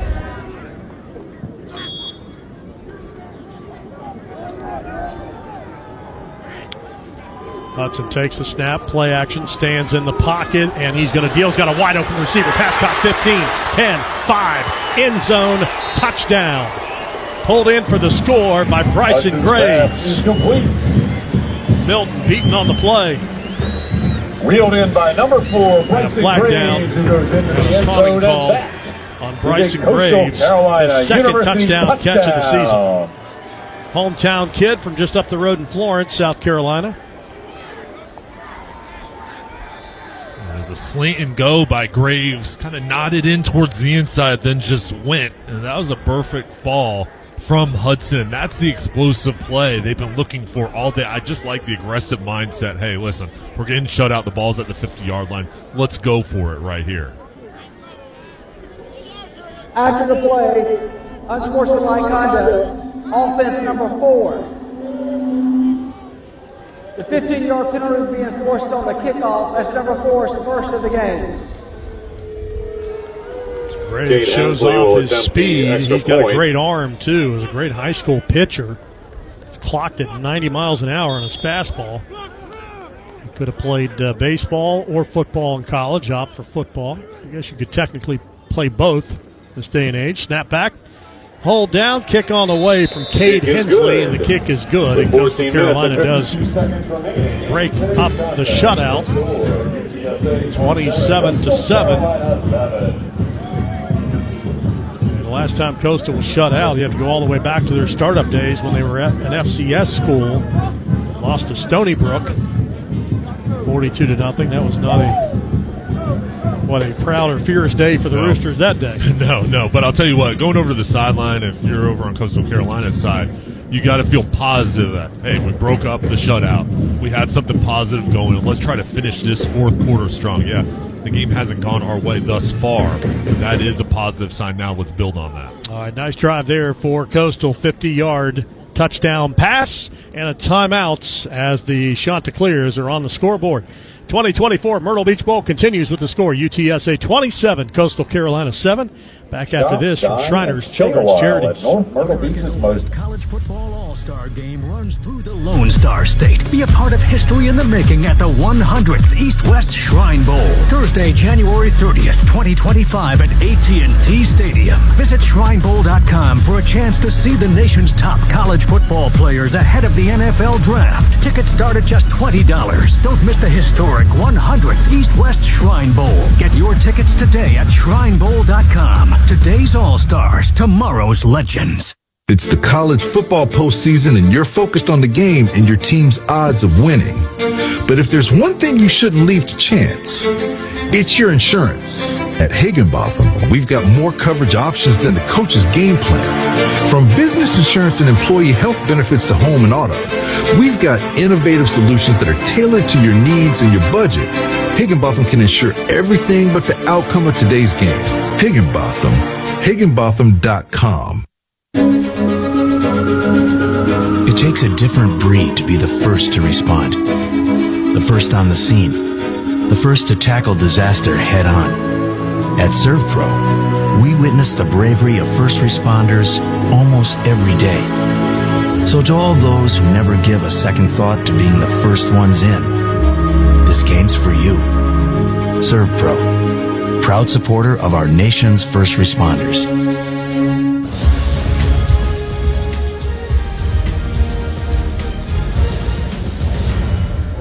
50-yard touchdown pass and catch from Tad Hudson. That's his first collegiate touchdown throw. And Bryson Graves with his second touchdown catch of 2024. And Coastal Carolina is on the scoreboard 27-20. And for both of these teams, an opportunity. We spoke about at the beginning of the broadcast, Travis, an opportunity to go and win your 7th game of the year. And right now, UTSA in the driver's seat. But this is a program coming in on the road. I've been very impressed with how they played a complete 3 quarters here, now into the 4th quarter. And, you know, with Coastal Carolina, expected maybe some issues early on with all the new faces kind of being pushed into starting roles, but that's a good sign with your first-time quarterback throwing a nice touchdown pass over the top and persevering through some of the struggles earlier on in this game. A 3-score game. Plenty of time, though. 14:52 remaining here. The Chanticleers got a 3-and-out and scored, so this has been their best offense to defense series of this game so far. We'll see what Liam Gray does with his kickoff, kicking from his own 20. And he's going to boot it down inside the 8-yard line. Chris Carpenter on the return over the 15-20, center of the field, 25. Cuts back to the right, 35-40, 45, kicker to beat at the 40, 35-30, 25-20, 15-10-5. Touchdown for Chris Carpenter. The transfer from Colorado takes it 77 yards unofficially for the touchdown, untouched. UTSA Roadrunners touchdown. Carpenter is the second leading receiver, but he's also a star in the special teams unit. He went up the middle and then immediately cut towards the right side. And then the coverage unit just sucked towards the middle after that initial fake, and they could not contain his speed once he got to the outside. Officially 93 yards on that kickoff return, his second of the season. He had a 97-yard kickoff return against Temple earlier this year. So UTSA immediately answers, and Tate Sandell adds the extra point. And with 14:40 remaining here in the third quarter, the UTSA special teams comes through with a big 93-yard kickoff return for a touchdown. For Coastal Carolina, all right, how are you going to regroup after adversity? You score a touchdown, you kind of feel some momentum going your way. The special teams unit has elapsed. Now the offense has to come back out and just try to regroup after that good last possession with Hudson's touchdown pass. So Jeff Traylor sees his team in a little bit of pushback here. Again, Coastal had cut it back to a 3-possession game with 14 and some change left, but his special teams gets a big splash play and a touchdown.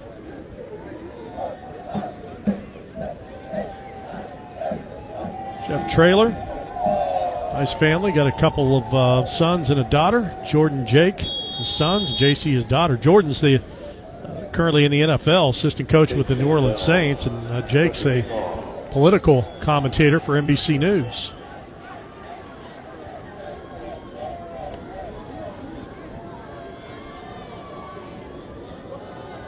All right, Sandell on the run up, boots it, end over end kick. It's going to be short. And a fair catch called for and taken at the 13-yard line by one of the up men. So the ball will come out to the 25.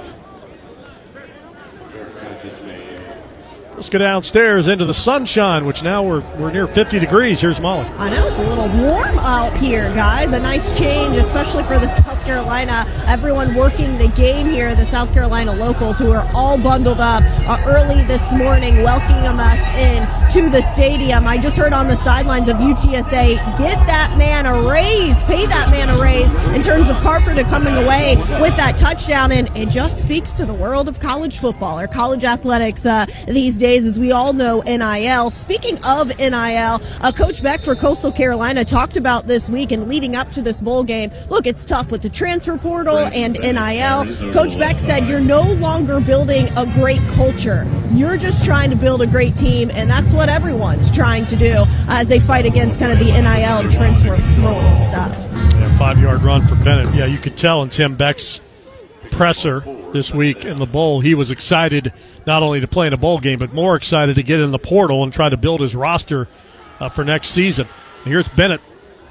Makes the catch, breaks free, comes near side, breaks another tackle, 35-40, 45, and scoots out at the 47-yard line. So a nice catch and run for Bennett and a first down, run out by Davison. And you talk about the portal and the off-season momentum. Well, the off-season is here now. They've been hosting visits, and that's why this bowl game is so important to kind of get this victory. And then as you're hosting players coming in here over Christmas break, you say, hey, listen, we just won this bowl game, and use that kind of as a feather in your cap. But I'll tell you what, Coastal right now, 30 players in the portal. They started off this year with 60 new players from last season, so they've had a lot of transactions with different players coming in here. Here's Tucker, takes a lateral as that ball's thrown backwards, so this will be a run for Tucker and a gain of about 2 after the 47-yard line as Brevin Randall ran him out of bounds. I think it was an important game, too, for Tad Hudson because, let's face it, you really don't develop quarterbacks anymore. Forced You out go by out and recruit them Elijah out of the Newell. portal. And you got a youngster here in Tad Hudson. You want to see what he does today with a Brevin full Randall game of also work. there. You know, do you build around him for next season, or do Second you go down in the at the portal and try to find your 47-yard next line. quarterback? And they've seen him all year long in practice, but the game is the true test. And if you put out good film and earn the coach's trust, then that can change your recruiting philosophy. Gain of 1 on that last play. 2nd down and 9. Swing pass into the flat. Tackle right at midfield. So not a lot happening there. On the dump out to the tight end in the flat, Newell made the tackle. And it sets up a 3rd down for Coastal on that catch by Zachary Widener. 3rd down and 6 for the Chanticleers. Just 4 of 13 on 3rd down conversions. 3rd and 7 from midfield. Thomas Johnson, the center, snaps it back. Hudson stands in the pocket, wheels over the middle. The pass caught center of the field and pulled in by Zach Courtney. Transfer from Colorado, 46-yard line as Donye Taylor wrapped him up 2 yards short of the sticks. 4th down and 2. So no hesitation at all, going for it on 4th down, staying out in the field as they look over towards the sideline. We're now Bennett in the ball game. See how if they try to incorporate him here on 4th down. 0 for 2 on 4th down conversions. It's Coastal Carolina from the 45-yard line of UTSA.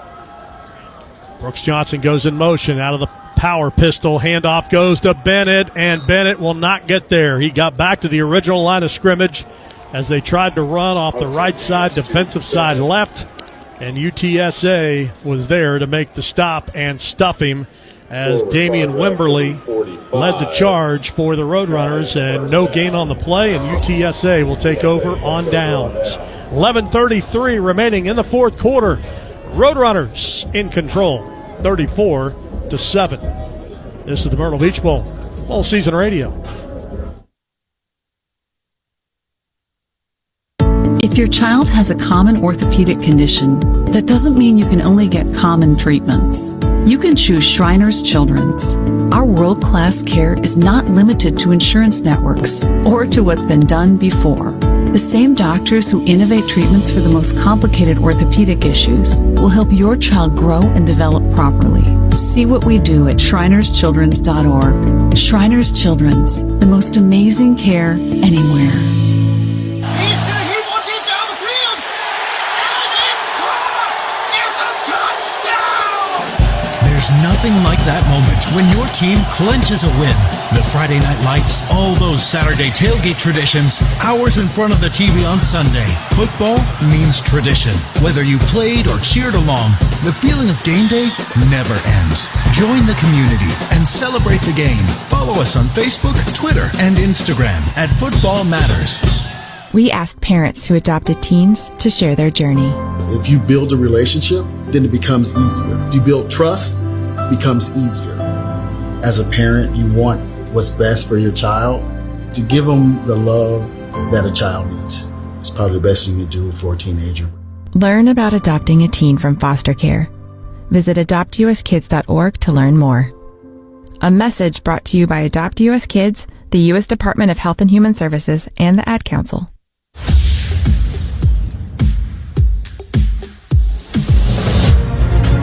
You're in bowl season. Now back to the Myrtle Beach Bowl. 11:33, 4th quarter. UTSA has never trailed, 34-7. Roadrunners in the lead here at Brooks Stadium in Conway, South Carolina. Wherever your adventure leads, beach, trail, or mountain, Vapor Apparel has you covered. Designed sun protection activewear for your active lifestyle. Endorsed by the Skin Cancer Foundation. It's performance gear for every season and any challenge. Shop vaporapparel.com today. I want to thank them outfitting our crew here in Conway, South Carolina. Perfect pullover for today. Warm enough, but also cool enough when the temperature warmed up today. And we're excited, Jay, Molly, and I, and be with you again coming up Saturday in Annapolis, Maryland for the Military Bowl. North Carolina State against East Carolina. A little history there in that series, so that should be a fun one. Yeah, about an hour and a half distance from both schools, and Expect a great crowd up in Annapolis with the rivalry aspect and proximity of both fan bases and what that game means to both schools. Bowls for you all week on Bowl Season Radio, including the famous Idaho Potato Bowl. That one is coming up next. Kickoff in Boise in about 36 minutes. So next game up for you on many of these same Bowl Season Radio stations. McCowan stays in at quarterback, empty set on 1st and 10 from the 45. UTSA leading this game 34-7. Empty set, snap back McCown. He's wheeling and dealing. Fires at far side. Pass caught by Houston Thomas. Breaks free from the initial would-be defender and will run it to a first down. And now he is going to be finally dropped at the 33-yard line in a rugby scrum. Got an extra couple yards out of that one. For the tight end from College Station, Texas, Houston Thomas. The reception made by Houston Thomas. They've used 3 tight ends throughout this ball game with Dishman, Thomas, and Overmeyer, putting them in different spots in the formation. Handoff coming to Henderson. He gets to the edge, cuts inside the 25 to 20, can't get him to the ground, and inside the 10. They have stepped out. He did upfield at the 12-yard line. Barry Brown trying to get his hands on the fastest roadrunner of them all, Will Henderson III, and finally got enough cloth to be able to kind of reel him in. He's going to be a bright spot in the future with his speed, only a freshman, getting opportunities here today. And whenever you have a speed back, if he can run the ball and move to the slot, you can use him in different areas to impact the ball game. So he's going to be a guy that's going to be a big part of game plans next year. Yeah, the Gilmer, Texas was the runner-up in the 100-meter in the state of Texas his senior year. Ran it at a 10.48. There's a run down to the 9-yard line. And coaches recruit out of the high school level. You want to find guys that have that elite speed because you can use that and kind of figure out, okay, where's their strengths or their wide receiver or running back. And that's something you can't coach and so difficult for a defense to slow down. Bell picks up a yard or 2 on first down, second down from the 9-yard line. A delay give between the tackles, and that's Will Henderson III, and he will take it down to the 6-yard line. Clock winds at 9:30 remaining here in the fourth quarter. Mentioned the bowl win here today, but a great second half to the season build for UTSA. Particularly offensively. Last 6 games, they averaged 42 points per game and nearly 500 yards of total offense. They put up 34 so far on the board today. And whistle stop play. Flag comes in. False start on UTSA. False start. Offense number 57. 5-yard penalty, remains third down. Ben Rios, sophomore from San Antonio, Texas. Called on the false start. A chance to build next year. You look at, again, portal notwithstanding, but Jeff Traylor offensively has got everybody back along the offensive line except their senior center, C.J. James. A lot of optimism going into next year, especially with the success they've had, 32-9 in the program. This year, sitting at 6-6, looking for their 7th win. But this is a program going high with their trajectory. Pass over the middle to Houston Thomas, the tight end, and he'll fight his way back to the 11-yard line, which is the original line of scrimmage. No gain on the play. Yep. Be some optimism going into next year, and they'll have to be. They open the season in College Station next year against Texas A&M. Yeah, and this year they played at Texas, so they schedule tough non-conference games, and that's something throughout the offseason. I always think that when you play a difficult schedule and that opening week, you have a tough opponent, it really helps you in your preparation throughout the whole offseason getting ready for that game. All right, Tate Sandell is on for his 3rd field goal attempt of the game. 29-yard attempt. Kick is up. It is good. Sandell remains perfect on the afternoon and darn near perfect on the season. He is now 19 of 23 on the year with 8:07 remaining in the fourth quarter. Roadrunners get another 3 to build the lead to 37-7. 2-7. We'll return to the Myrtle Beach Bowl. In a moment, you're listening to Bowl Season Radio. We asked parents who adopted teens to share their journey. When I met both of them, it was like my missing pieces were found. Like it was just like an instant, these are my kids. If you're considering adopting a teen, just do it. Kids need families. I don't care the age. Everybody deserves a family. Learn about adopting a teen from foster care. Visit adoptuskids.org to learn more. A message brought to you by Adopt US Kids, the U.S. Department of Health and Human Services, and the Ad Council. For 75 years, the National Football Foundation and College Hall of Fame, through programs and initiatives like the College Football Hall of Fame, Campbell Trophy, and National Scholar Athlete Awards, has strengthened communities, promoted education, preserved opportunities, and protected the game. To learn more and become a member, visit footballfoundation.org. That's footballfoundation.org. If your child experiences a burn, Shriners Children's is here with world-renowned burn care. The same doctors who innovate procedures for the most serious burn cases are ready with the most advanced treatments for pediatric burn injuries, no matter the degree. Best of all, our care is provided regardless of a family's ability to pay or insurance status. Visit us at shrinerschildrens.org to see why we're the place to turn for any burn. Shriners Children's, the most amazing care anywhere.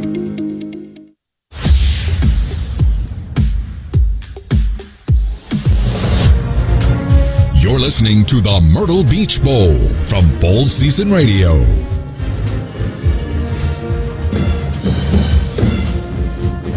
$37-7, UTSA leading Coastal Carolina with 8:07 remaining in the fourth quarter. Let's pause 10 seconds. This is the 2024 Myrtle Beach Bowl on Bowl Season Radio from First Team.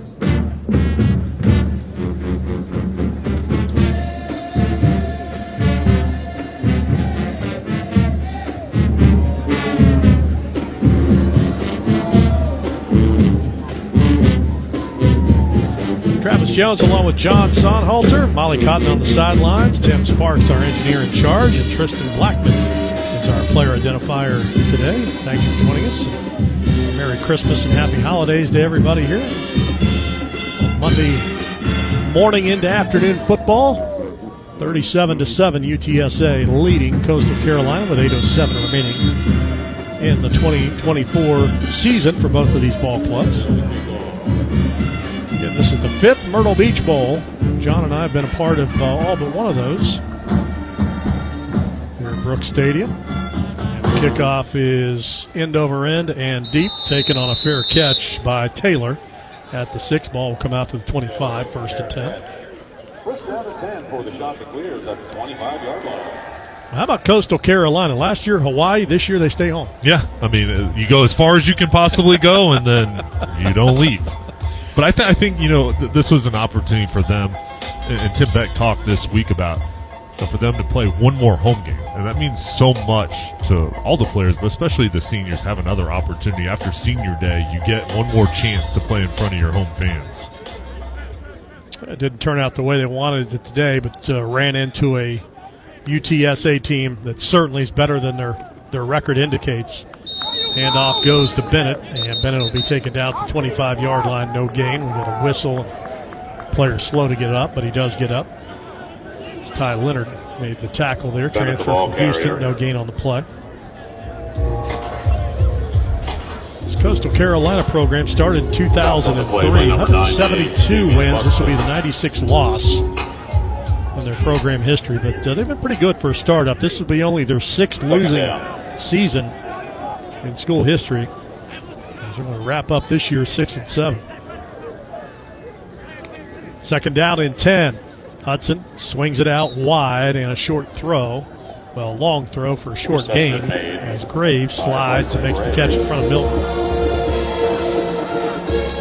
Third down and 7. Yeah, this is a program with a winning history and a lot of positives going on as far as facilities down here at Coastal Carolina. You can see out of our booth a brand new indoor practice facility under construction that'll be continue to be developed, but that's on the horizon, and that's going to be a big recruiting tool for Tim Beck. It looks like it's just about done. Under roof, It's some exposed metal still, but you can tell it's going to be a very nice facility. Here's a ball thrown into a double coverage at the 45-yard line. Pass intended for Seneca McKee.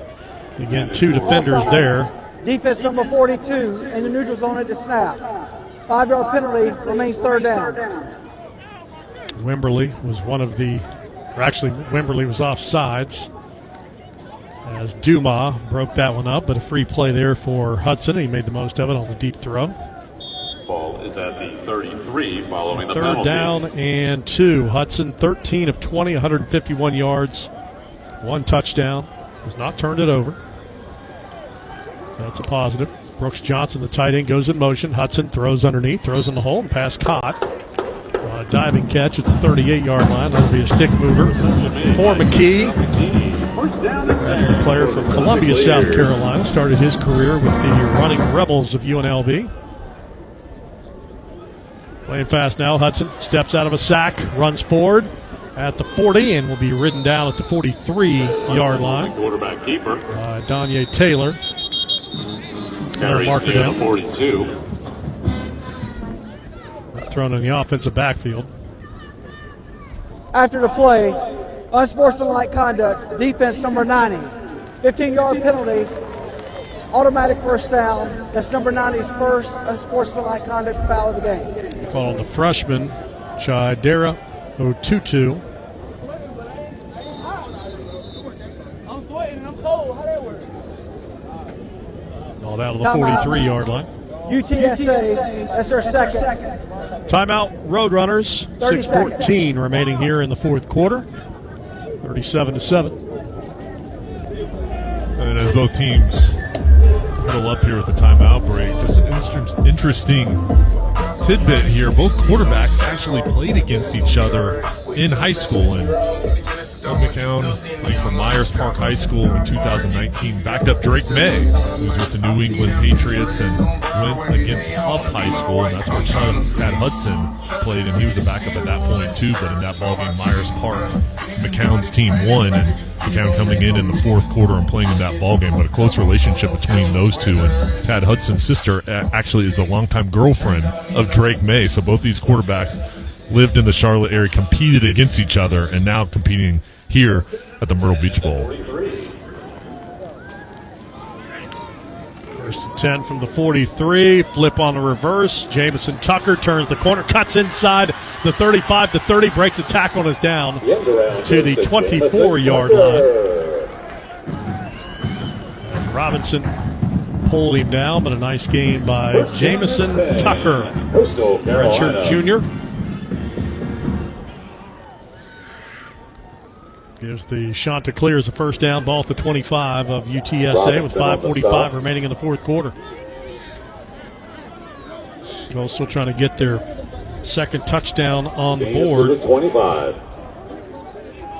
Started the season 4-1, lost at James Madison on October the 10th, and things kind of went south from that point on for him this season. Brooks Johnson, the intended receiver, as Lewis was in coverage. Second down and 10. Intended for Brooks Johnson. Right now, 7 points on the board. That is one of the worst offensive outings in terms of scoring they've had this season. They were held to 7 by JMU. Also 6 in that loss to Georgia Southern here at home back on November 23rd. Clock stop, 5:28. Hudson hands it off this time to Bennett. And Bennett, little jump cut to the right, will find him 2 yards before Dumas pulls him down. Bennett now 22 carries on the day.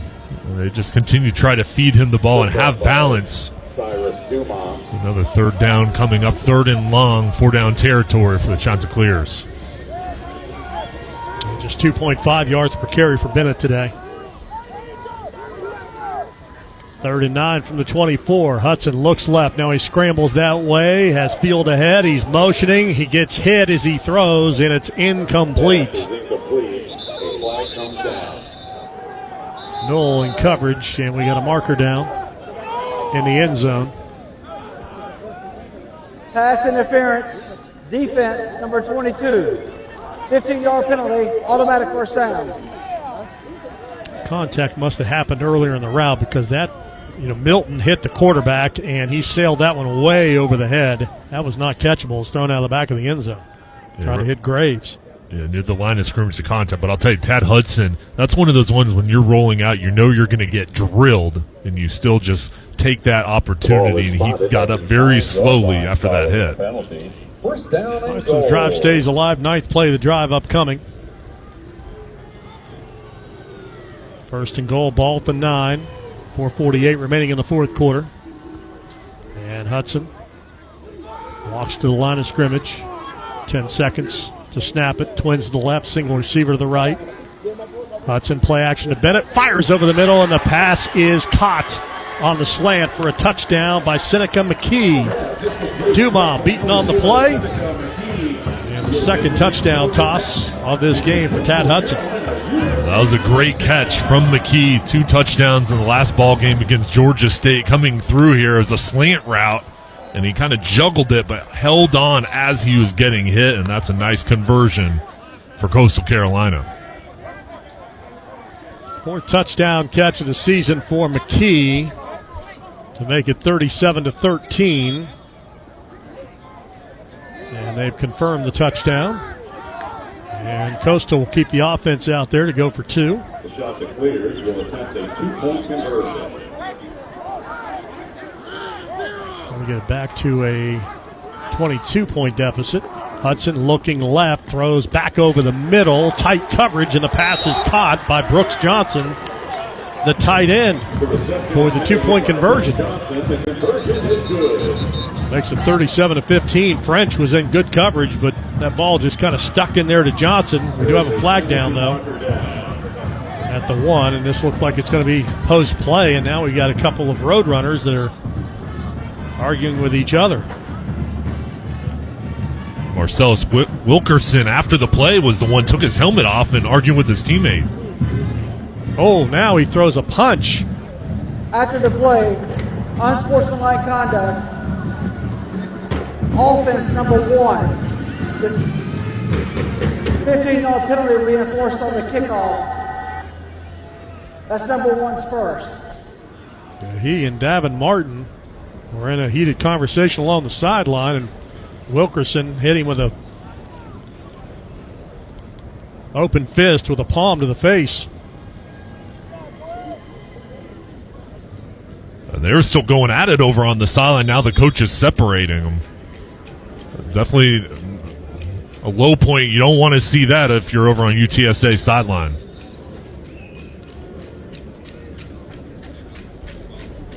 All right, let's go down to Molly, who hopefully he's not involved in that. No, it did happen right in front of me, so a good bird's eye view, if you will, of that. And it's exactly what you guys described as Wilkinson, just the open hand kind of shove in the helmet and the face mask of his teammate. Coaches have separated them. They have simmered down. They will probably continue, remain separated here on the sidelines.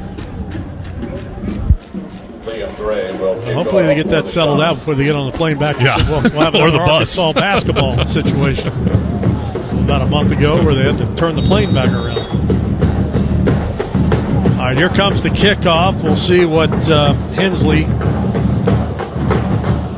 make that Liam Gray, does with this one. He's going to squib it. Low line driver. Fielded at the 22-yard line on a return over the 30, 35, 40, and just short of midfield.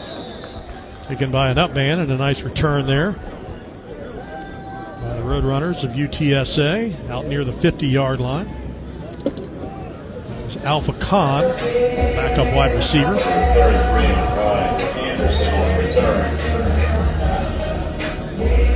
All right, first and 10, UTSA at the 49-yard line with 4:36 remaining here in the fourth quarter. Roadrunners on top, 37-15. And you have to imagine they're going to keep this on the ground and just use this clock and salt the game away. This offense played really well today. Handoff and running through, and here they come. 35-30, 25-20, 15-10-5. Will Henderson showing off that elite speed. One play, and he takes it 51 yards for the touchdown. First rushing touchdown for Will Henderson III.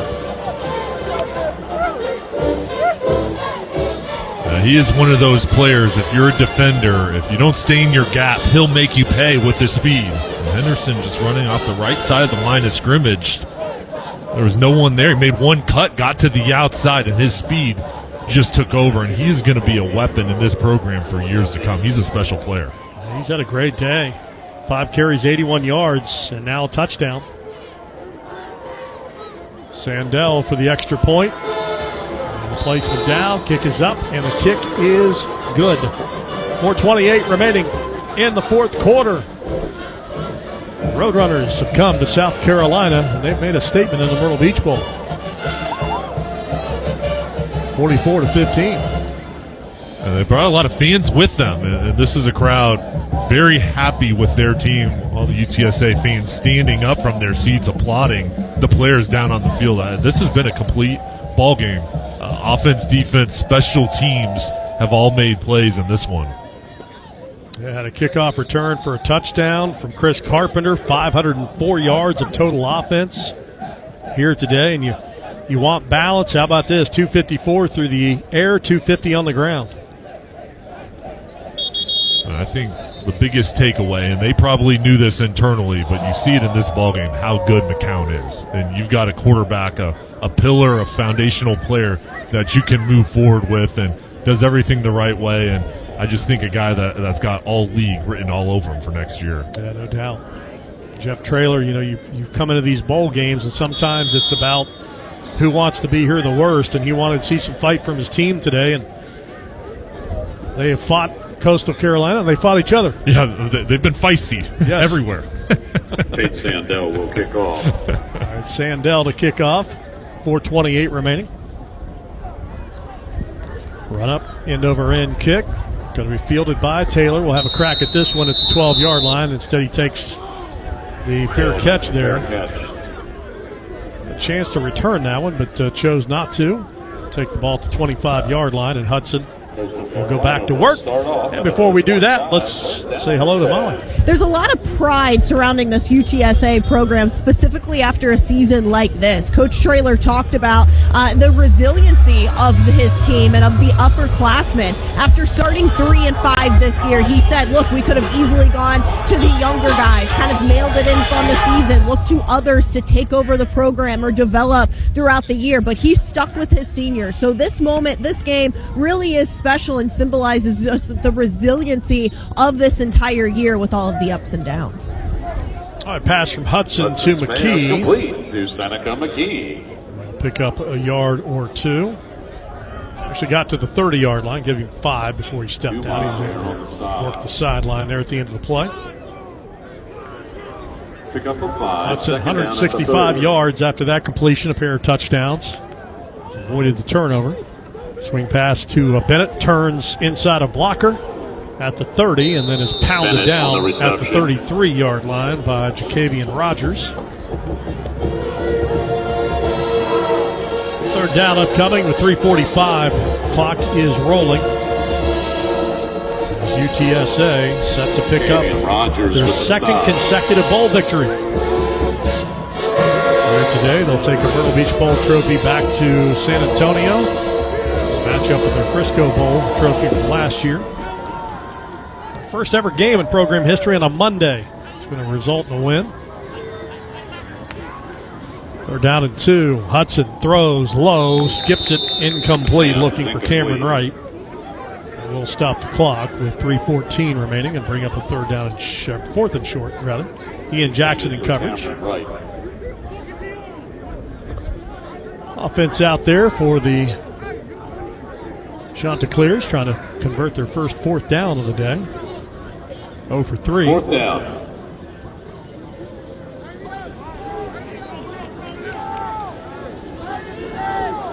At 4th and 2.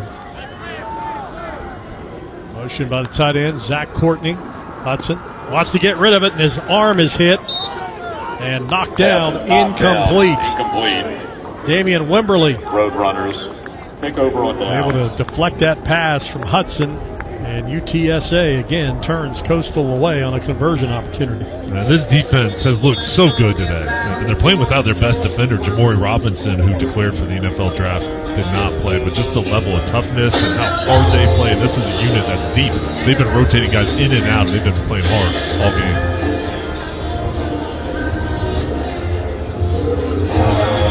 33-yard line, 3:11 to play, and UTSA can run this clock out with a first down or two.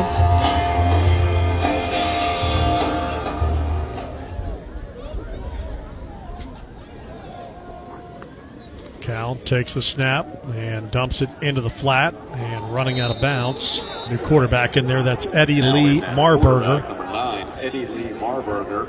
Again, he's in the portal, but was an emergency quarterback today, the redshirt junior from Mission, Texas, 7th appearance in a game this season. So how about that? Yeah, and I don't know if I've seen a guy in a portal playing a game. Yeah, and the word is he's handled the whole situation as well as you can. And you wanted to have him still on the team while he's looking at his options, and obviously, a mutual decision on both sides between him and the coaching staff. Yeah, and a kid like him, you don't blame him. He's stuck behind a redshirt sophomore. Yeah. And an all-conference type player, if not at the very least, maybe All-American, who knows. And the give down to the 28, Gordon made the tackle on Donnell's run. I think with this new era of college football, it's so important to have communication between the players and the coaches and make sure kind of everybody knows where they're at with the certain situations that do come up, and especially at the quarterback position. That's the 2-minute timeout. Wild times we're living in. Got Crazy. A player in the portal playing in the bowl game. Like to see it, though. 2-minute timeout, 44-15. We'll step aside. UTSA in control and minutes away from a Myrtle Beach Bowl championship. Back after this from Navy Federal Credit Union. Morning. I'm starting my health journey with my new blender. I got 2% cash back on it with the new Cash Rewards Plus card from Navy Federal Credit Union. I get unlimited 2% cash back on these carrots, apples, bananas. It's 6 in the morning. Oh, I also got 2% back on these smoothie glasses. I'm going back to bed. Oh, yeah. I got 2% back on the mattress. Sleep tight. You can earn unlimited 2% cash back on all purchases with the new Cash Rewards Plus card. Learn more at NavyFederal.org. Navy Federal Credit Union. Our members are the mission. Navy Federal is insured by NCUA. Did you know there's money hidden inside your home? No, not some spare change behind your couch cushions. I'm talking about home equity. Right now, most homeowners have more than $200,000 of equity built up in their home. And UHM has ways to help you tap into that equity to pay for things like debt, home improvements, and more. So put those couch cushions back in place and head on over to UHM.com to get a cash estimate today. Union Home Mortgage Corp is an equal housing opportunity lender. NMLS number 2229. A 43-yard field goal with a ticket to the championship on the line. Here's the snap. The kick is... At this moment, who you voted for doesn't matter. What kind of car you drive, how much money you make, what kind of music you listen to, or how many followers you have doesn't matter. At this moment, the only thing that does is football. Visit footballmatters.com.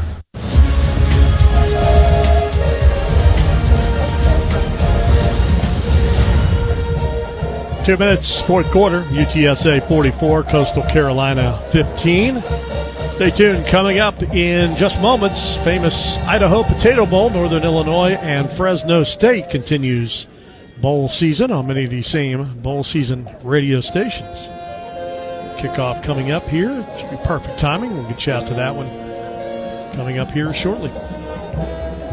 2 minutes to play, and UTSA set to move and end the season at 7-6 on the year.